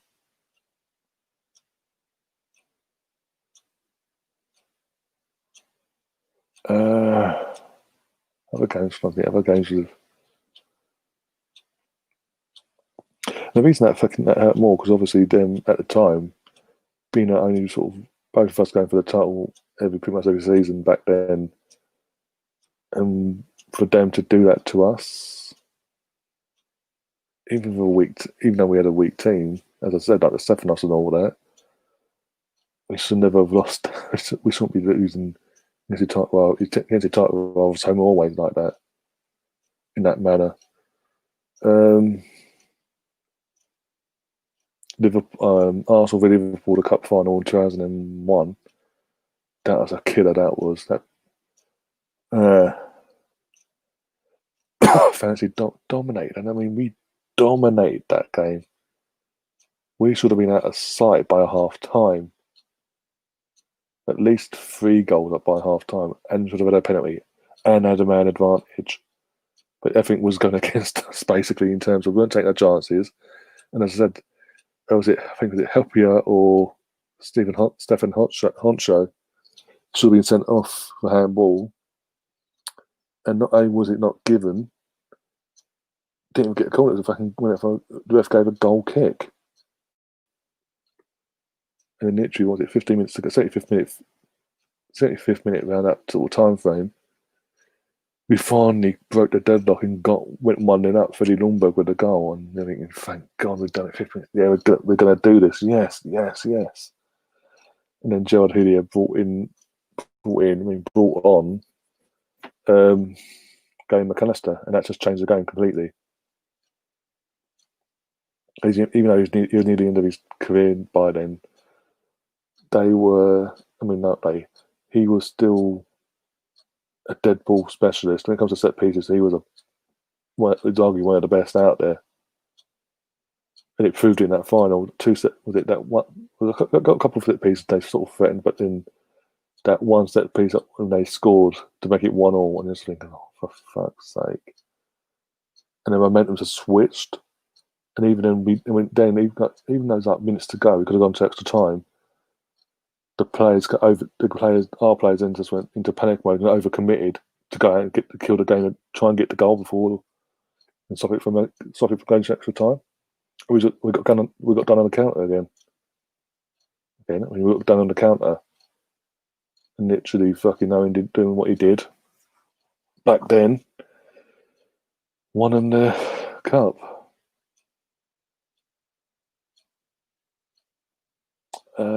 Trying to think. Emirates wise, there's fucking so many. Monaco, as you touched on earlier, was one of them. Yeah, free kick, by the way. Could have gone 2-0 up, yeah. Could have and should have.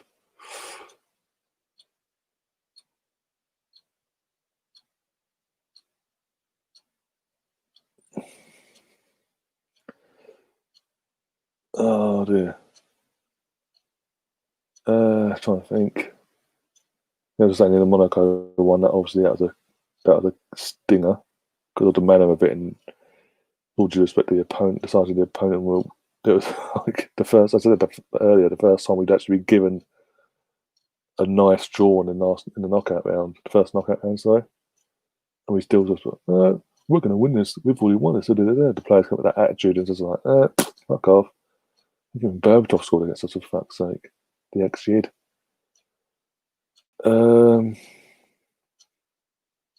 That's another away game that painful.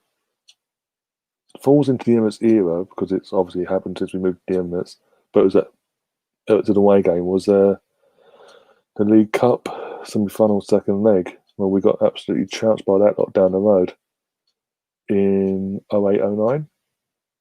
I mean, no, it was 07-08. Sorry, 07-08 season. And obviously that was the year they obviously went on to win it. But yeah, Juan de Ramos? Not Ramos. I can't remember who the fucking manager was back then for Tottenham. He just came in and all that. And yeah, the fucking first leg we drew one. I think 1-1. We drew the first leg. It was at Argath.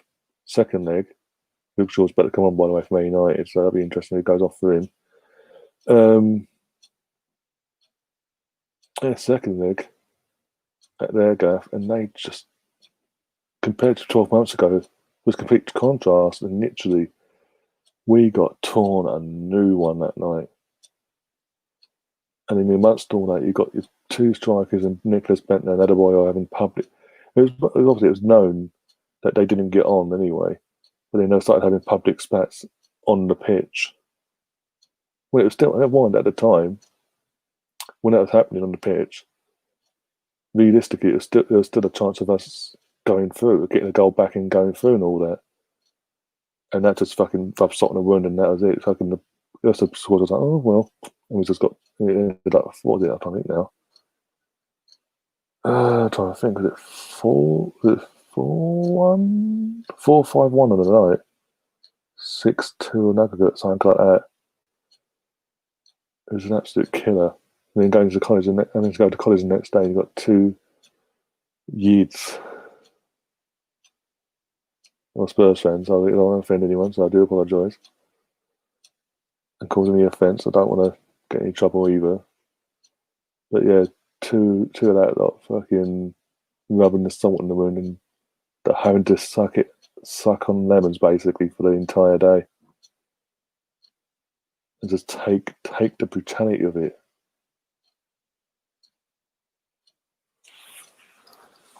Oh dear, what made it worse? They went on to win the fucking thing that season.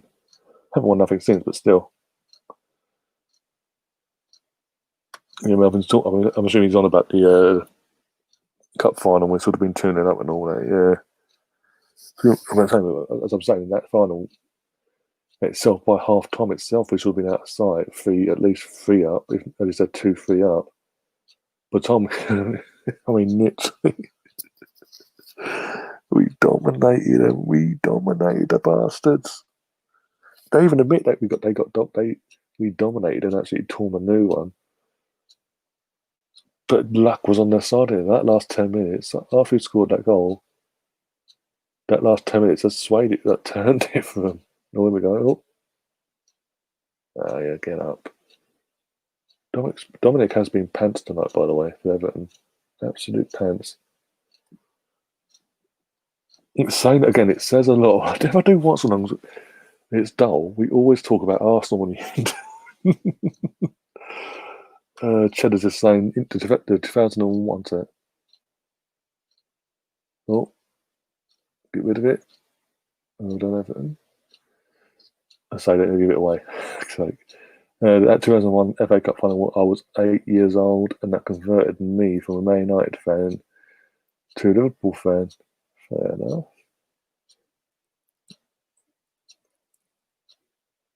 Oh, Martial. What the fuck was that?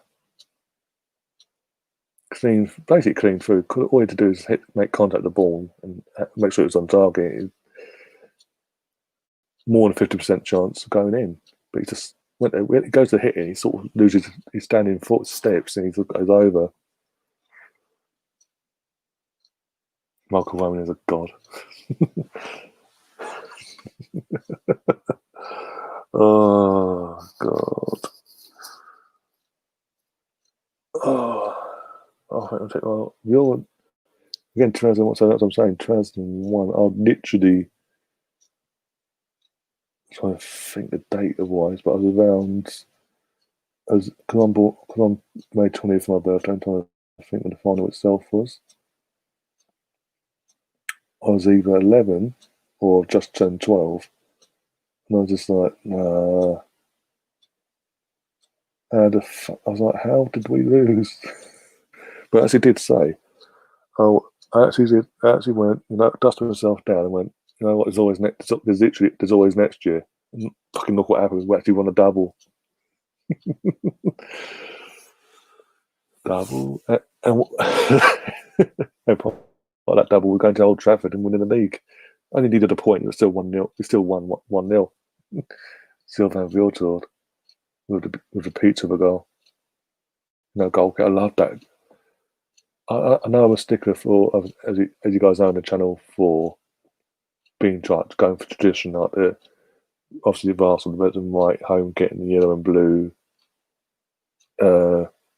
away kit. But that's that 01-02 season. The away kit we had for that one, the gold with gold blue trim, navy blue collar, and navy blue Sego going across the front. Oh, 1-0. What did I say? What did I say? It would either go to penalties or 1-0 either side in the last couple of minutes.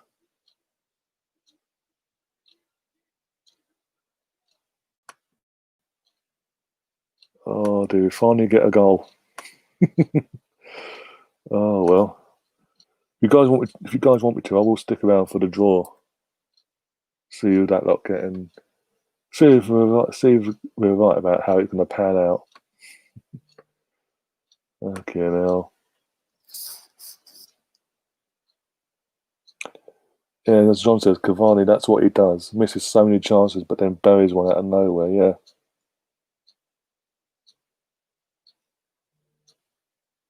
This second half's been dead. None of them have really gone for it, really, in the second half. That's the first time I've seen it. That's the first shot I've seen them go on target in this second half. Oh, Everton fucking going throwing towels at the game now. Melvin saying I've got a program somewhere in the house. Yeah, cool. I've got fucking programs all over the place. I've got programs down there. Fucking behind me over there in the cubbyhole, up there on top of the wardrobe. Going way back to the 90s. Like early 90s. Come on, Evan, please. Oh, that's got to be a booking at least if he's not been booked already. Yeah, he's been booked. That's Tunzabi. Okay, I'm going to try and pronounce his name. Tunzabi for Man United. Took up Bernardo on the edge of the box. So I've got a bit of an in-swinger coming in. So it'll be interesting. Come on, Evan, please. Can't have United go to another semi-final.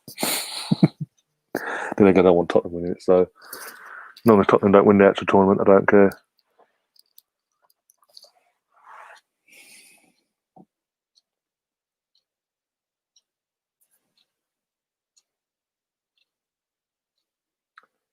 Ball comes in. Corner. There's got to be a corner. Big goal kick's been given.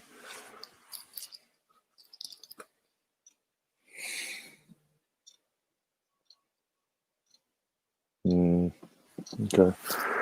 Here's what it is.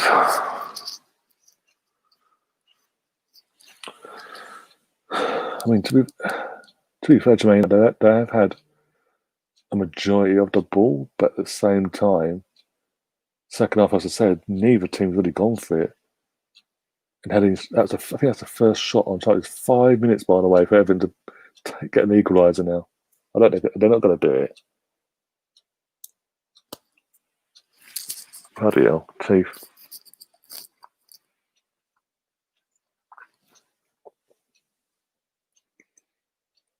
Can't believe that. Bloody bastards. Looks like Everton's waiting to go a bit longer. Martial's just been booked.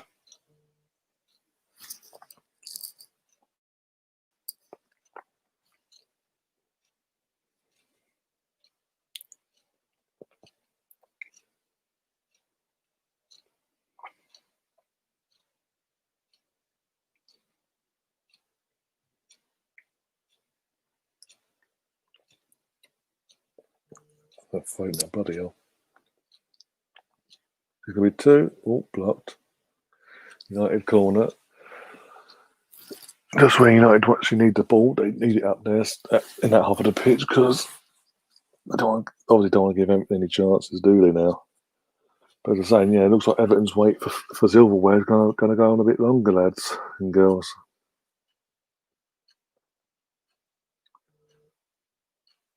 Cue the United fans flying into the chat as we speak now. There was one earlier. I don't know where he disappeared to, though. Like he popped in, went hello. Basically made it obvious he was a Man United fan and then went bye.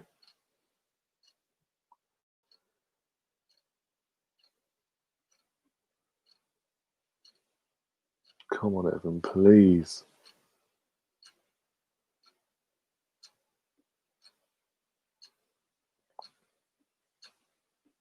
Saying something I'm actually saying, please, Evan, score. Henderson, who's been suspect this season when he has played, hasn't been tested by Everton. And again, out of the teams, the starting 11s tonight, Everton went strongest. They both went strong teams, but Everton pretty much by the goalkeeper was like their Premier League 11, pretty much.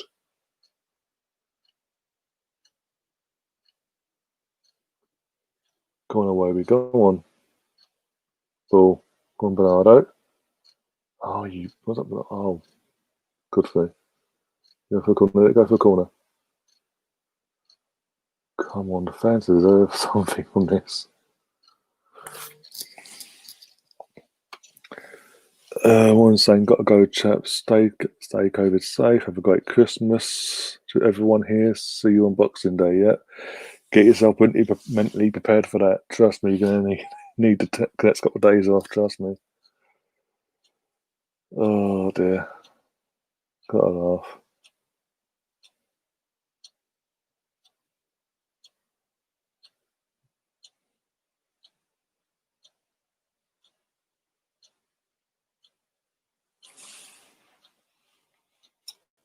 Well, saying magical ones. That's what in response to what Warren said before. But my all-time favourite day, Melvin, with Arsenal.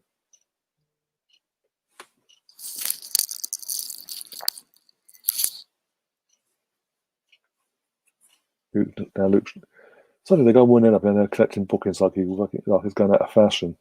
Man United.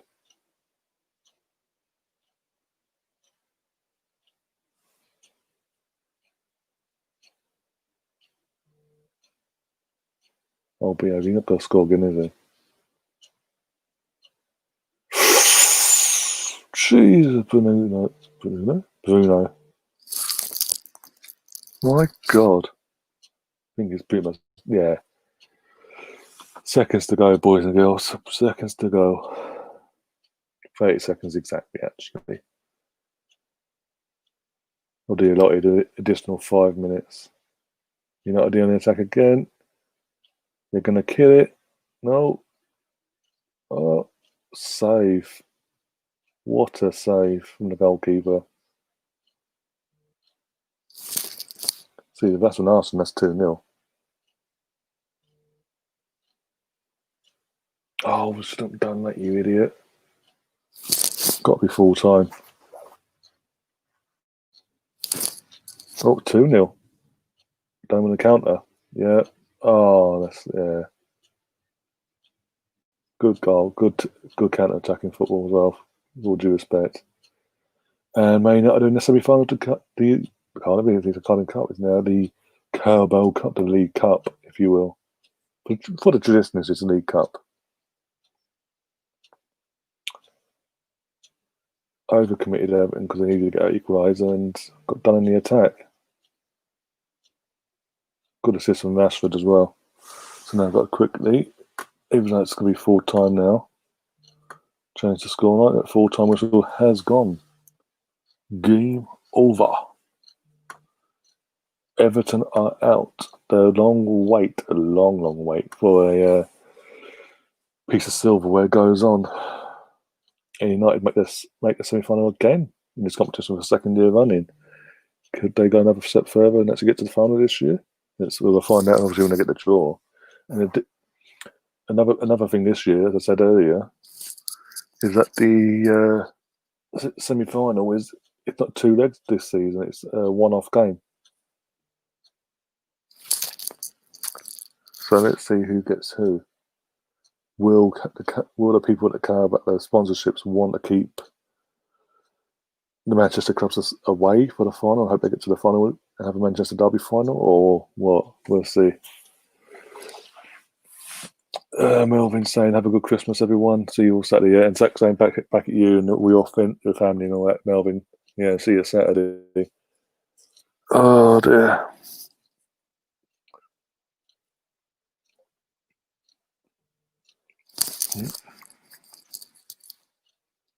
I ain't seen Nathan in the chat actually. He's gone off on Instagram in the group chat.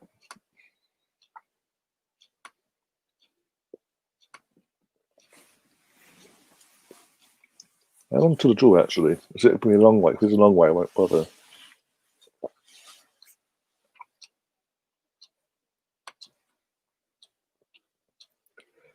The Arsenal Misfit saying Everton still lacking some depth up front, but I'm sure they'll fix that for next season. Yeah, more likely.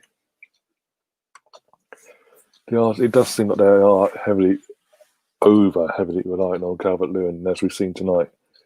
If he doesn't get the service or he doesn't turn up, they're pretty much screwed for options wise.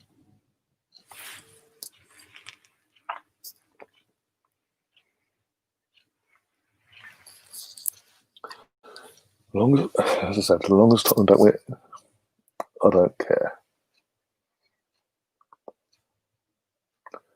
I'm trying to think if it's possible, because it's a one-off game. That's what I'm thinking. I'm trying to think of the best possible draw. They can knock that lot out down the road.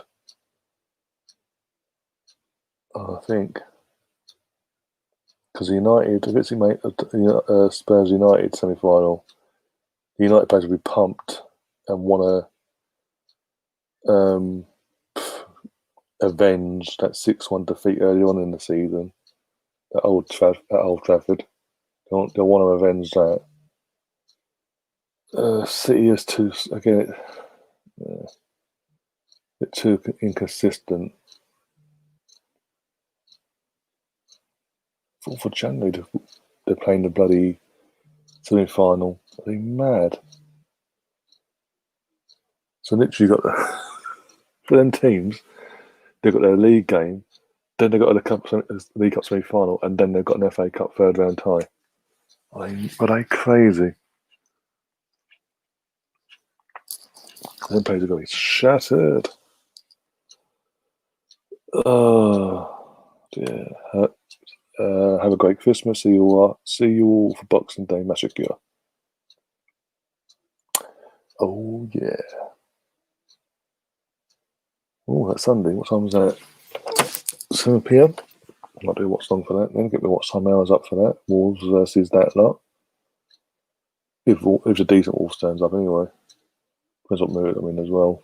How peeved I am. Oh, available now on Sky. Because no other films have been released this year, so you have to bring back health here in the UK. And a Merry Christmas to you all and to your families. Oh dear. Fucking freezing. Before we go, guys, actually, I want you guys to sort of predict the draw, where you think who's going to get who, and who do you think will win it?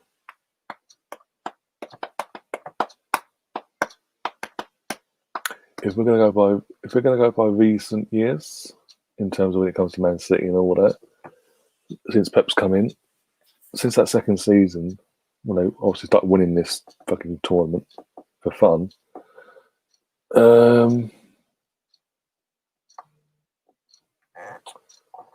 it's probably going to be Man City versus Brentford, and then that lot versus United. And then final-wise, I'm going to go for a bit of a upset on one side. I'm going to say, because it's a one-off game, Brentford just by the skin of their teeth pull a shocker off in the semi-final against City, and United get through against Tottenham as I said, because there'll be the motivation to avenge that early season defeat. Not just defeat, humiliating defeat. And then for the winner, fucking, I want to say Brentford, but it's not going to be Brentford, it'll be United. And Ollie will finally get his first piece of silverware under his belt.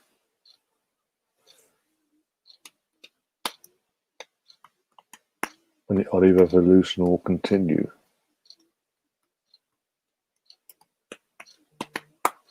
We're fully underway then. But yeah, what do you guys think? Fucking Nathan is not shutting up on that fucking Instagram, is he? Jesus Christ. It's my phone's not hot now.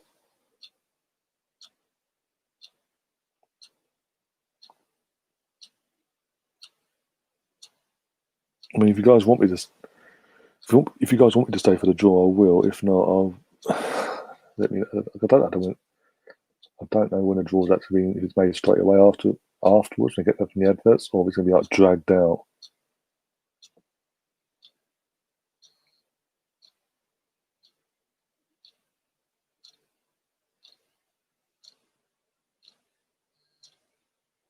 So you got.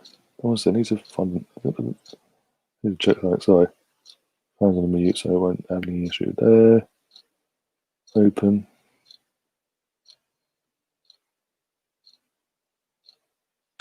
Yeah, let's put the mark on there for Ray. Come back over to here. Check how we're doing over here for that. Cool. I'm freezing cold. I'm freezing cold. I'm gonna have a subway. Fantastic. Just what we like to see. Oh, my legs. Right, I need to find out what Tom's draw is. Even though Arsenal aren't involved, obviously, but as a neutral, we're doing a neutral watchalong, so may as well. And also, depending on what draw, I mean, who gets who, I've also then I will probably cover both, but it's just planning ahead. And semi.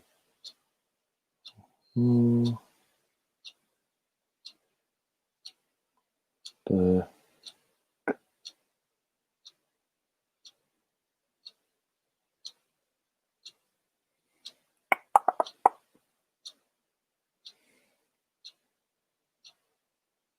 I'll take it straight away, won't be too long. Okay, cool.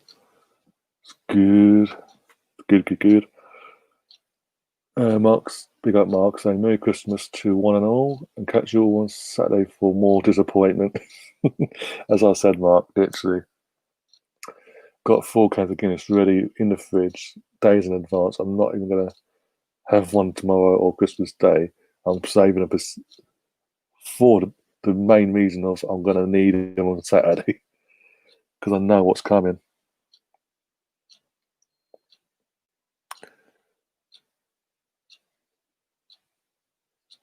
What was I saying? What's that? Yeah, it's that's mad. And then they moved to. You would have thought we moved the final to April 25th for the Carabao Cup. If you ever seen that, it's lucky in the pitch, really. Oh, there we are. I'm still listening. I said, yeah, no problem. Yeah, we were waiting for you. Literally, the phone hasn't stopped on Instagram for you just going, yes, basically. Mark saying I've got 2 bottles of Jack Daniels, so I'm prepared. Jesus Christ. Oh dear, fancy some carrot fever tonight, Ryan? Possibly. I'll have to let you know. Need to go and freshen up after this. And yeah, possibly. What do you want? That's normally, or do you want it on the? Want to do it on the channel or what? I just got the notification again. Oh dear God. Oh yeah.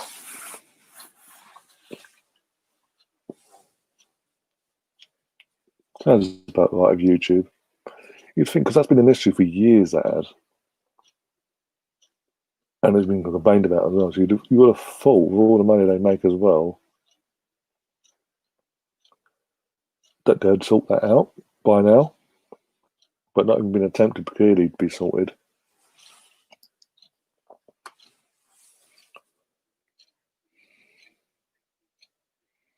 Okay, fair enough. No, don't have to do YouTube. Just ask what do you prefer. Do you want to just do it casually, just off air, or what? I'm not. I'm not really fussed, to be honest.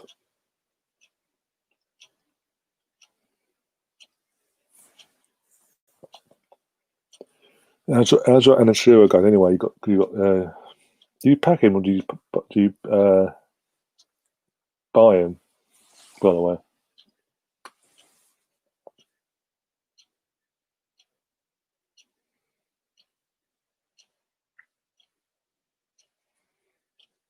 so that's all I want in my mouth. Sweet. So I have a question. As your new, I haven't quite got married, Matt. Bloody hell. So I have a question. As you're a mutual, do you think our form is from Pogba being happy in the dressing room again?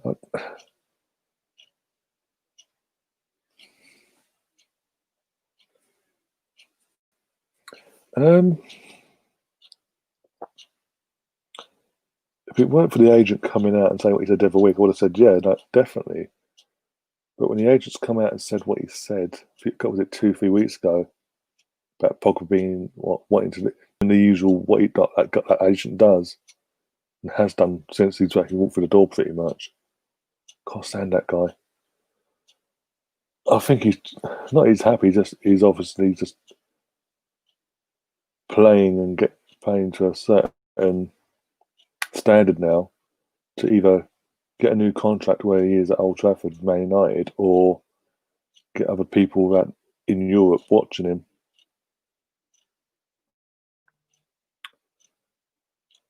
I mean, Tom if this form continues, and his form improves, and and that answer does change to a yes. If we're being honest, but at this moment in time, just based on the fact that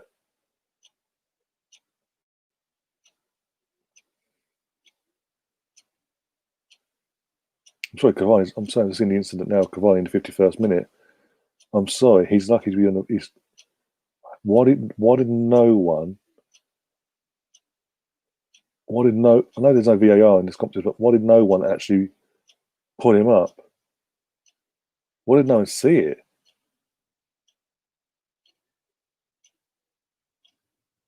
Cavani's a very lucky boy to be on the pitch because, as we've seen in recent weeks in Premier League, with obviously Granit being sent off for something similar.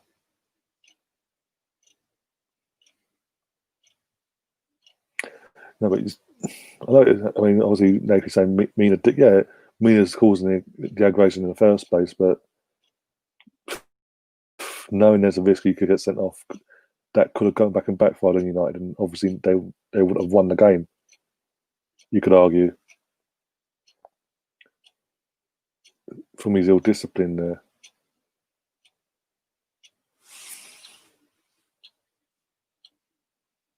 Yeah, that's what I'm saying. Yeah, that's literally what I'm saying because we've seen it in recent weeks. And from an Arsenal perspective, Granit reacting wrongly, obviously, and grabbing someone around the throat, fully grabbing you.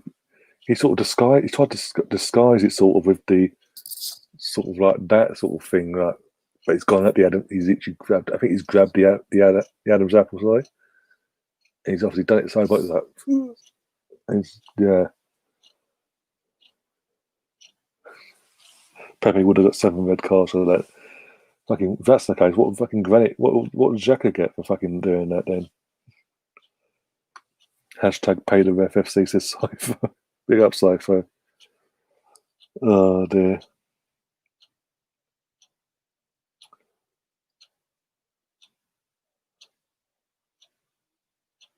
You drinking already, you two? Bloody hell.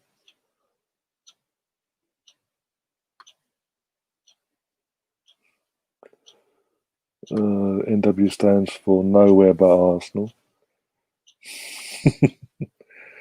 Xhaka would have got a pay rise to sign for Real Madrid. Oh dear. Fucking, that wouldn't surprise me. But that would not surprise me, let's be honest. I mean, fucking Barcelona want back in the Mustafi. It wouldn't surprise me.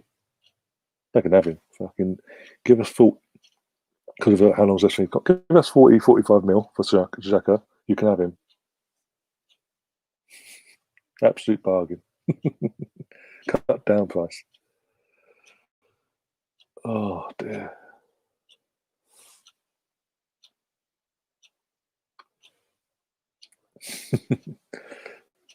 Northwest London. Oh, I mean Arsenal. Here we go. It's fine. Tottenham are putting 8 past them in the semis. You don't say that. We don't want Tottenham to get to the final, let alone win it. Fucking hell.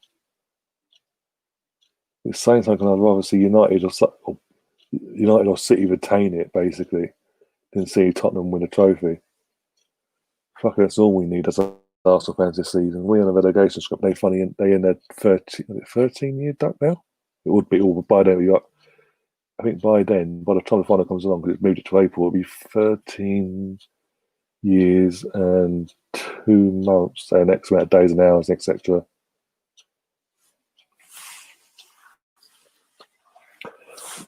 I'd rather we get City in the next round.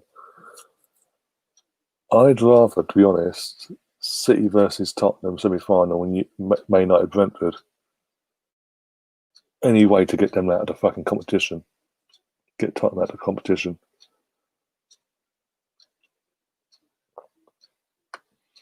No, they're bought it in the final standard procedure. Fucking hell.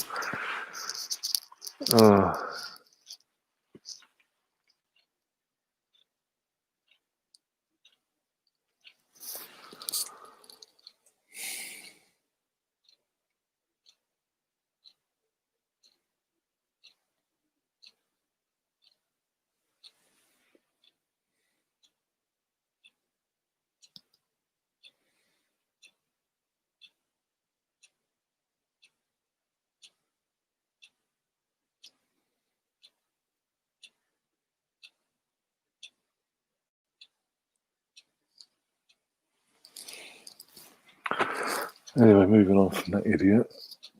Message on Facebook I didn't read. Anyway. Yeah, I just think City are not that good at the moment. And while we're in form, I'd play City now. But I'm saying it from the Arsenal perspective. From an Arsenal perspective, I'd rather Tottenham get the hardest possible draw, either you or yourselves or City. Basically, if they get Brentford, I guarantee they get Brentford, they're in the final, obviously. Oh dear. I just don't want them in the final, full stop. Obviously, in terms of form, if you're going to keep this form going between now and the semi-final on the 4th of January, please be my guest. Take on Tottenham. Knock the fuckers out. Not just knock them out, literally obliterate the cunts. Please.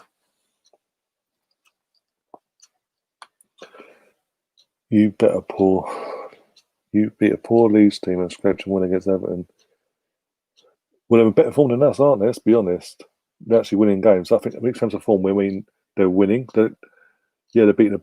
You say you beat a poor Leeds team on the day, because Leeds on any day depends what Leeds turns up really. And they did get lucky. But in terms of domestically, they are starting to put wins together all of a sudden. Obviously, Saturday will be actually key because you've got Leicester, haven't you, on Saturday afternoon for a week. I think it's half 2 you kick off or something like that, or 2. I can't remember now. Might even do that. I might even do watch along for that. I don't know. I doubt it. I don't know. Definitely do watch along for the Arsenal game, obviously. Hey.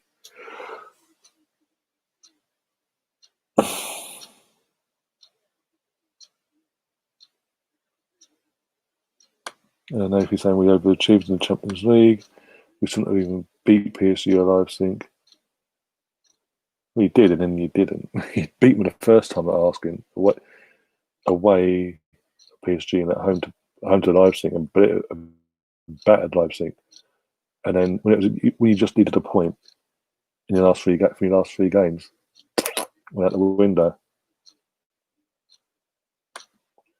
Best result versus these in the league, I'd take that because of the rivalry. Obviously, no, we don't. No, we don't even have form. Well, we have form, but it's shit form. Let's be honest. The worst form we could ask for any club, any league, any level. I wouldn't say Penn United or a decent team. They're just indecent. We're not saying they're a fantastic team or anything like that, or decent, whatever. We're just saying that at this moment in time, they have suddenly put a run of games together. They are starting to put a run of games, a run of wins together domestically in what is meant to be a very difficult month for any team league because the amount of games that come thick and fast. Every 2-3 days, you've got a game like bang, bang, bang, and it continues into the new year. Obviously, as I said, Saturday will be key actually, because as you said, it's all well and good getting past the Leeds United team that didn't turn up on the day for whatever reason. And then scraping past, you can say scraping past, but he had most of the ball, let's be honest. But yeah, scraping past everything, you can say. I mean, Everton didn't do anything. Everton didn't really do anything. So far, draw is next in about a couple of minutes' time. Yeah, they didn't really do anything. I can't remember, especially in the second half, there was no shots on target. I mean, the first half, that last half of the first half, they sort of got into the game and started putting pressure on Man United and testing the goalkeeper. Then that was Garson. He was the only one doing it. That's even shots on goal. But as I said, Leicester, if they can beat, if obviously they go to Boxing Day, go and play Leicester and get a win in that game, then you've got to say they have suddenly clicked in terms of putting a run of games together in the league to get themselves where they are in the league. If they don't, then you can say, "Oh, it's somewhat expected because they've done it before." But depending on the draw, and depending on how I feel about that game with Leicester. Oh dear. Melina's that Trunks is walking into her door now. Bloody hell. No, I don't know if he's just saying this because obviously the Arsenal channel doesn't want this upset anyone.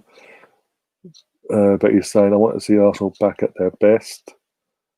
They're starting to gel as a team and play the United way. Well, the thing is, when Ollie first came in as into them, United did stop playing the United way that you'd become accustomed to under Ferguson, and then that went out the window as soon as you got given the contract. That went out the window. So don't get ahead of yourself too soon because you've been there before with Ollie. We got a game. Yeah, you got a game against Burnley. Isn't it? Burnley, though, they're, as you know, they are a tough nut to crack anyway. Michael Davis, big up yourself. I think it looks like you're new to the channel. If you're new, do subscribe to the channel and smash that like button, please. And he's also asking, how long are you on for? Well, literally, I'm just waiting for the semi-final draw to be done. And then obviously a bit of a reaction from that, because Nathan's in the chat, Man United fan. And go from there, basically, sort of wrap things up after that. So I'll say about 10-15 minutes left, I'll say, give or take. Obviously, depending on the draw and the reaction, this, that, and that much go into it and all.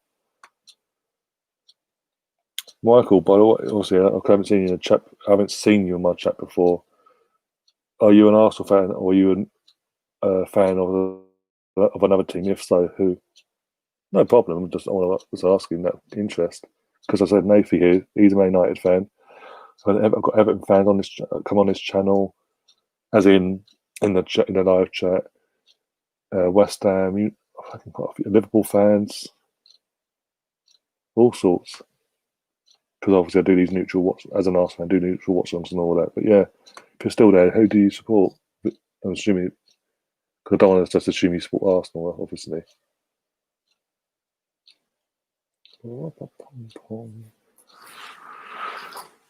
Oh dear.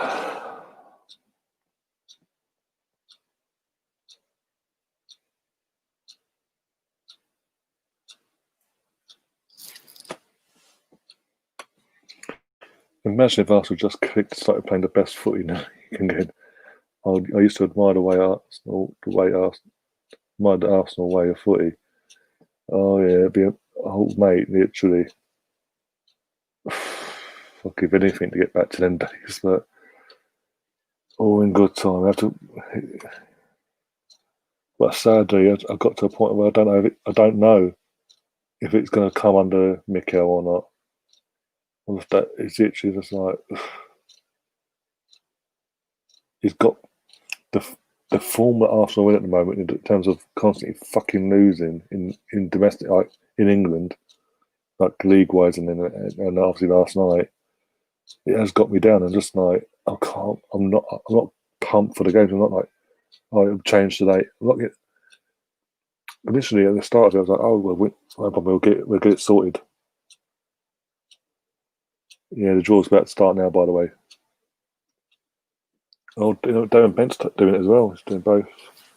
Let's have a listen. Oh, too loud. So the numbers are for anyone like I say 4 numbers, but it's 1, 2, 3, and 4. Brentford are number 1, Man City are number 2. That lot down the road are number 3. Manchester United are number 4.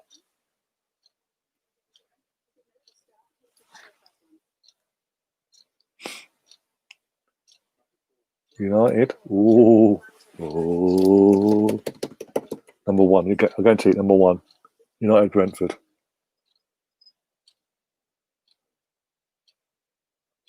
Oh, sick! The Manchester Derby.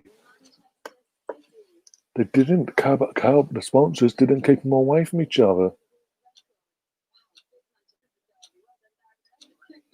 So it's Tottenham, Brentford, the other semi-final.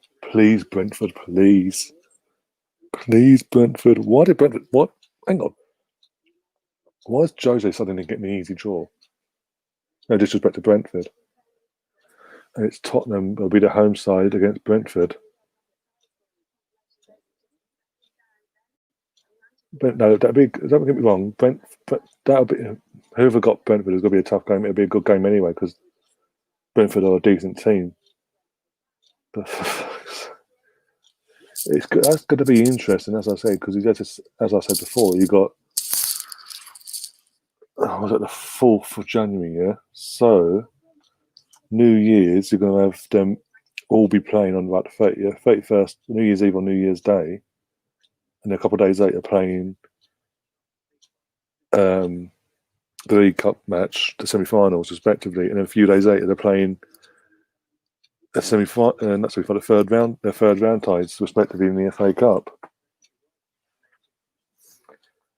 So not for Brentford, more so for especially Tottenham, how they're going to manage it. They haven't got the biggest squads as it is, so they could.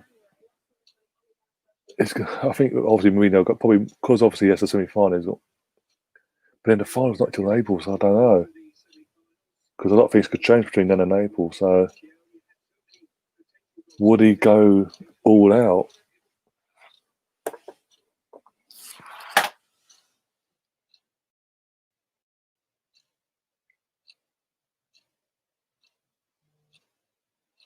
We always get them in semi-finals of cup. Oh dear. Nathan also says that's not a game you want with the fixture congestion. Yeah, especially it's sandwiched between the first league game of the year, or even New Year's Eve or New Year's Day, whatever, and then FA Cup in between it, literally days in between. But even from a Tottenham perspective as well, because then they've got an easy draw in the FA, a semi-easy draw in the FA Cup. So I'll probably go reserves there, but it's about getting this. It's not just that; it's the league game before getting that balance right, because you don't want to. Any normal manager wouldn't want to play his best 11 and wear them out over 2 games, and then I'm going to invest in because it's that, and then get knocked out the FA Cup as well.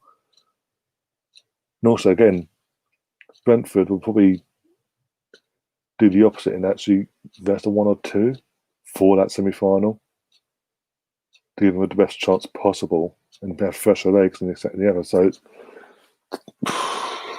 again, I'm just scratching at straws, but yeah, that's going to be a good time. I'd like to see Brent again.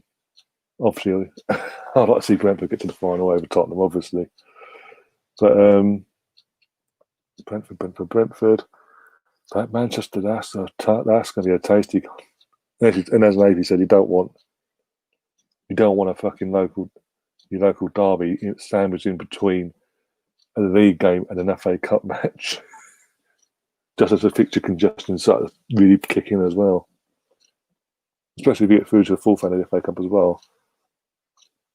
It's not like they can sort of, well, this is the team I'm going to go for because this is to be the team that's going to play the final, because the final's been moved to the 25th of April, and a lot of things can change between the 4th of January and the 25th of April squad-wise in terms of injuries and suspensions and things like that. Michael Davis is back in the chat. Yeah, I'm an Arsenal fan, mate, of course. Wouldn't troll another team. Got enough problems with our club. Yeah, don't. I'm literally at my wit. I'm at my wits end. Our club, don't even get me started on that. But yeah, and thank you for the sub, by the way, Michael. Appreciate that. And also, obviously, if you know any other Gooners or football fans in general, football mates that are football, not even Arsenal fans, that's football fans in general. For these neutral watch songs that'd be interesting. What something things like that, and other bits, the other content I do on the channel, things like that, along with the Arsenal watch-alongs, obviously. As I said, from the start of the new year, bring everything back to where the roots of the channel, actually doing the weekly podcast again and things like that. At least the one weekly podcast, if not 2, things like depending obviously the fixtures and all that, and how many games we've got to play. There we go, one sec. Yeah, jumped in another time, got here too late. Yeah, we are back on here channel wise on Saturday 5 o'clock. I've literally, because there's obviously I go when it comes to the Arsenal games, I go live half hour before kick off with me and a few of the guys. So we can go give us a half hour to go through the lineup, and Nigs, are we happy or not? Still get everything, all grievances out to give enough time to get our points across before kick-off and all that. That's 5 o'clock. I've literally got a sort of fun now out and set the stream up either tonight or tomorrow. And then once that's up on the channel, just literally give it a like, and then if you turn the bell on, when you sub, also turn the bell on. But also when the stream's up and ready, you see it, do go over and give it a like, but also put some reminder bell as well, so you definitely will get a notification when they go live. Alpha say Man United versus City, Brentford Spurs. Come on, Brentford, beat Tottenham in a six. Yeah, exactly. It's a one-off game as well, so Brentford, there's a good chance Brentford could do that. And they're a decent team. And what that would do for the club as well in their first season at the new stage, and get to a major cup final. Plus, it's Tottenham, obviously. I really don't want Tottenham to win anything now, because I did earlier. Just a bit of a, before I go, literally, some fan who's in the chat earlier, the West Ham fans, he's in the Instagram chat, group chat that I'm involved with. And the last 24 hours has been sort of getting on my tits, basically, saying we deserve what Arsenal fans deserve this crap that we're currently being served because we didn't back Wenger, we didn't appreciate it. And I had to go back in and say, no, it's not that's not the case. I had to break it fucking down. And then today he's fucking a West Ham fan, bigging up Tottenham, saying they're going to win the League Cup. And I'm like, this was obviously when they were playing earlier. And I basically said, no. I bet anything that ain't going to happen. He's like, okay then. And basically done a bet basically that if Tottenham win the League Cup, he gets control of my Instagram for the day. And if they don't win the League Cup, I'll get control of his Instagram for the day, basically. So there's another bit more of an incentive for. I don't think there's a bit more of an incentive for me to make sure they don't win. They don't win it. Jesus Christ! I think I'll be able to fucking cope.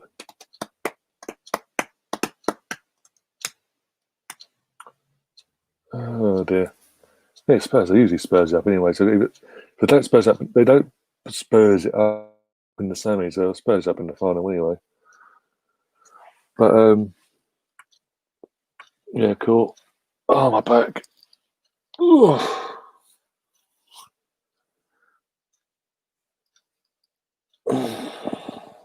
Oh dear. Oh, fudge. I'm really rooting for Brentford now. I'm literally going to cover. I'm literally going to have to cover both semi-finals now. Maybe I think it's just been nice because you're on an Arsenal channel. You're just saying it because you're on an Arsenal channel. Deep down, you're thinking, "Come on, Spurs!" I know you are. Oh dear, Spurs will lose to Brentford. I hope so. That'd be brilliant. Not just obviously for Brentford as a whole. As I said, their first season in a new stadium and all that comes with that. But because it's a one-off game, and I think the pressure is going to be on Tottenham massively for that semi-final itself because it's at their place as well, and they're going to be really heavily favourites. We need revenge for Spurs versus Spurs, mate. They smashed us all over the park for Jose. I think the final score for that one really came into effect when Martial got straight. Was it Martial? Yeah, Martial got straight red, didn't he? For reacting. You know, even though he got assaulted first and got done in the neck first, because he reacted, he got straight red and never got a booking. Yeah, that was the start of the absolute onslaught that you guys faced that day early on in the season. I've loved it. But again, it's like we saw the Champions League. It's what I'm sort of hanging on to as well now. Back in the summer when they went to the quarterfinals, semi-finals, being a one-off game. Anything can happen. Any team can. The team you don't expect to go through could go through, and things like we saw in the Champions League back in the summer, as I said. And that's what I'm sort of holding on to now. These semi-finals this year being a one-off game. That Brentford actually turn up on the night, and there's a high chance they will, and do everyone in England a favour and beat them lot down the road, and knock them out and get themselves to Wembley instead. To anything else, we lost to a good team. Yet Liverpool got turned over into a drink called 7 on the same day within an hour as well. Literally, not like half an hour later, they kicked off, and it was fucking as he says, 7-0, 7-2. Yeah. Mate, if it had been an 8, fucking the memes that would have been going their way, mate. If they'd conceded an 8, oh my god, what could have happened because of how they were playing that day. Mental day that was, yeah. Isn't one of the FA Cup? Yeah, the FA Cup third round, Liverpool versus Villa as well. Oh my god! But yeah, it looks like I'm gonna be busy at the start of the year, basically. With I'm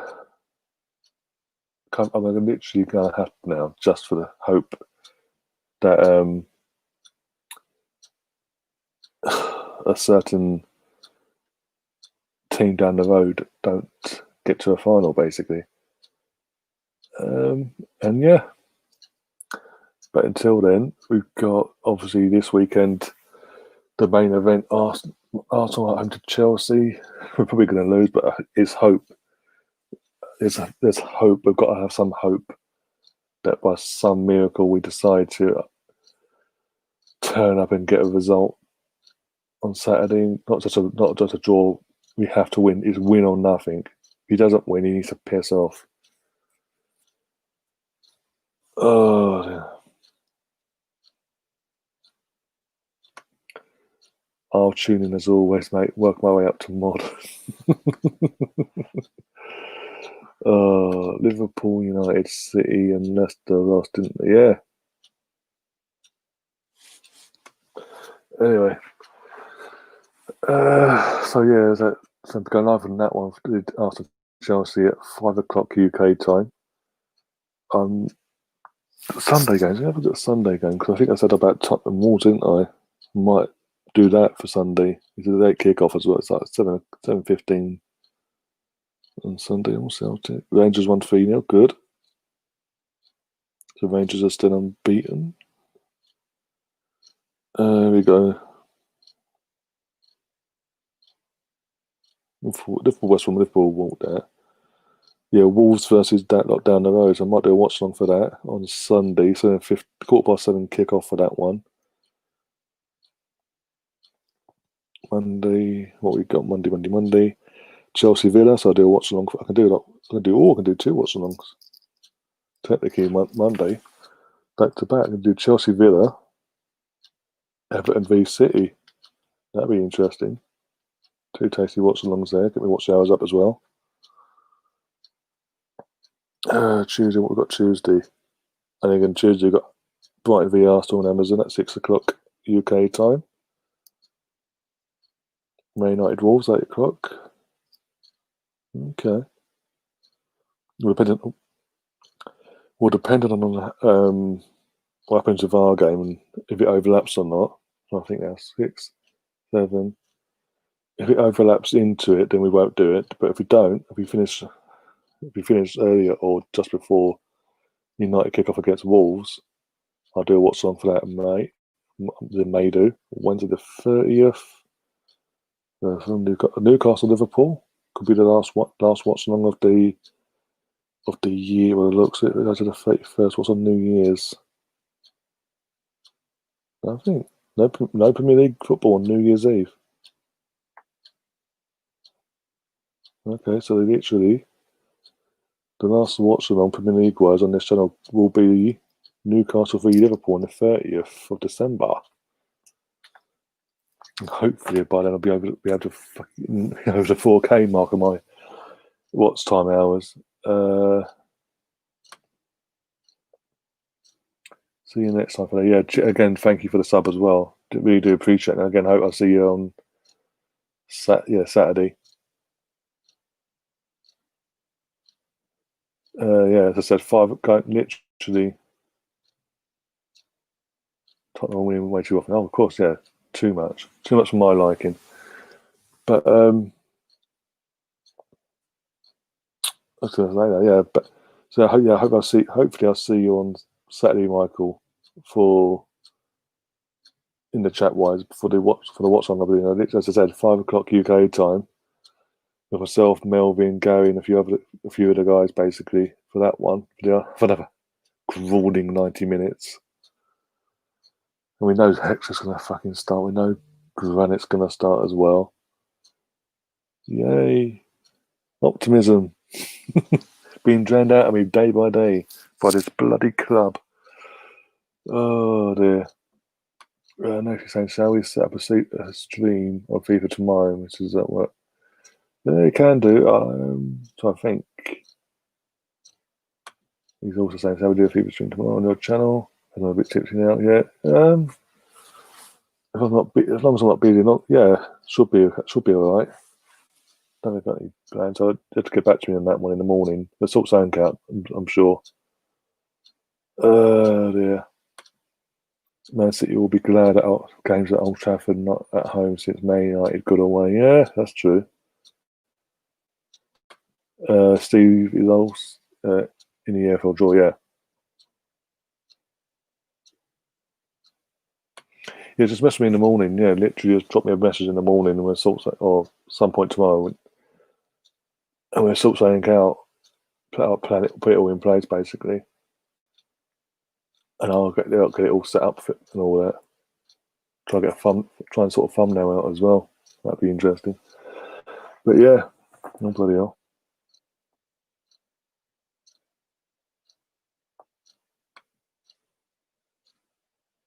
Yeah, he's on here a few. He's been on here a few times on this channel a few times as well. Michael. But yeah, and we're down to take that down, take that scoreline down, and yeah, I can then go to that, change the colour back to red. Thank you very much.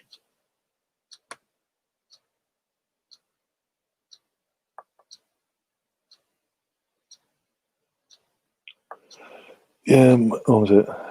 You're saying, yeah, will do, mate. Can get you to open my rewards on FIFA or something too. Oh dear. Uh,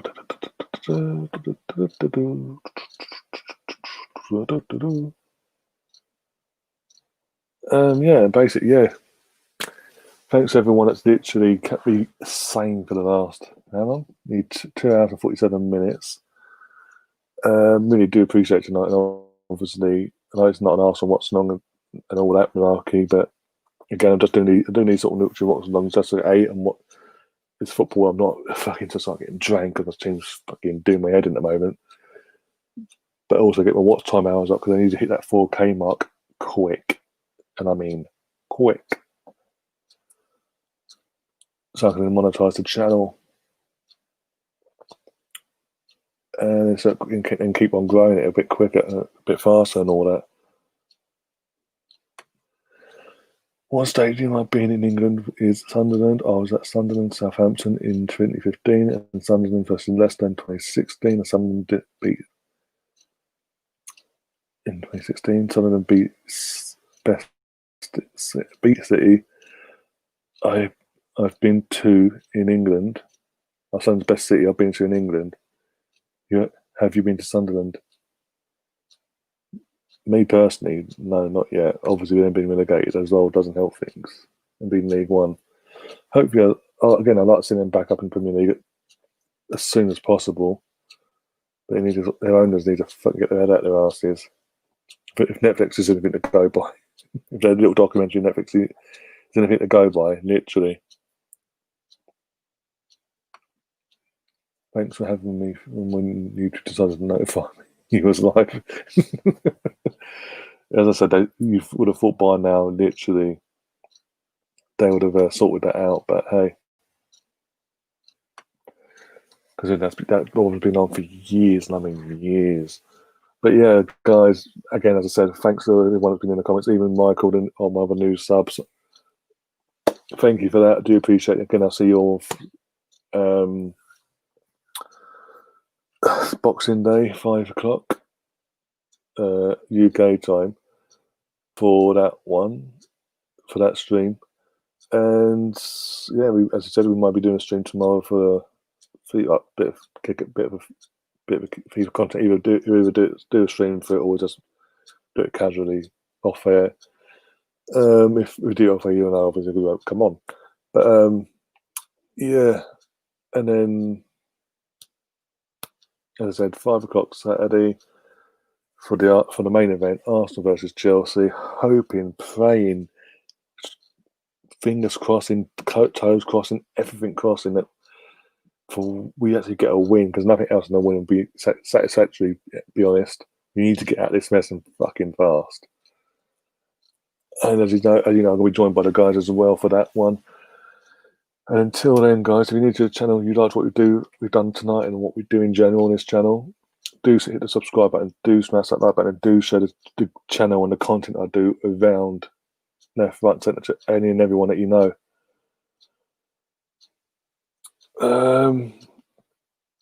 One sec, we've got a comment up from No W Arsenal. See you, mate. Like the No BS chat. That got Arsenal wake up call over it. Oh, fuck it. I'll take any win, let's be honest, at the moment. The form that we're in, we need to get out of this mess and fucking fast. Like, really, really fast. It is really concerning, but it is what it is. But until next time, guys, enjoy the rest of your evening. Have a fantastic Christmas or holiday period. And we'll see you on Boxing Day. And as always, up the Arsenal. Come on, you Gunners!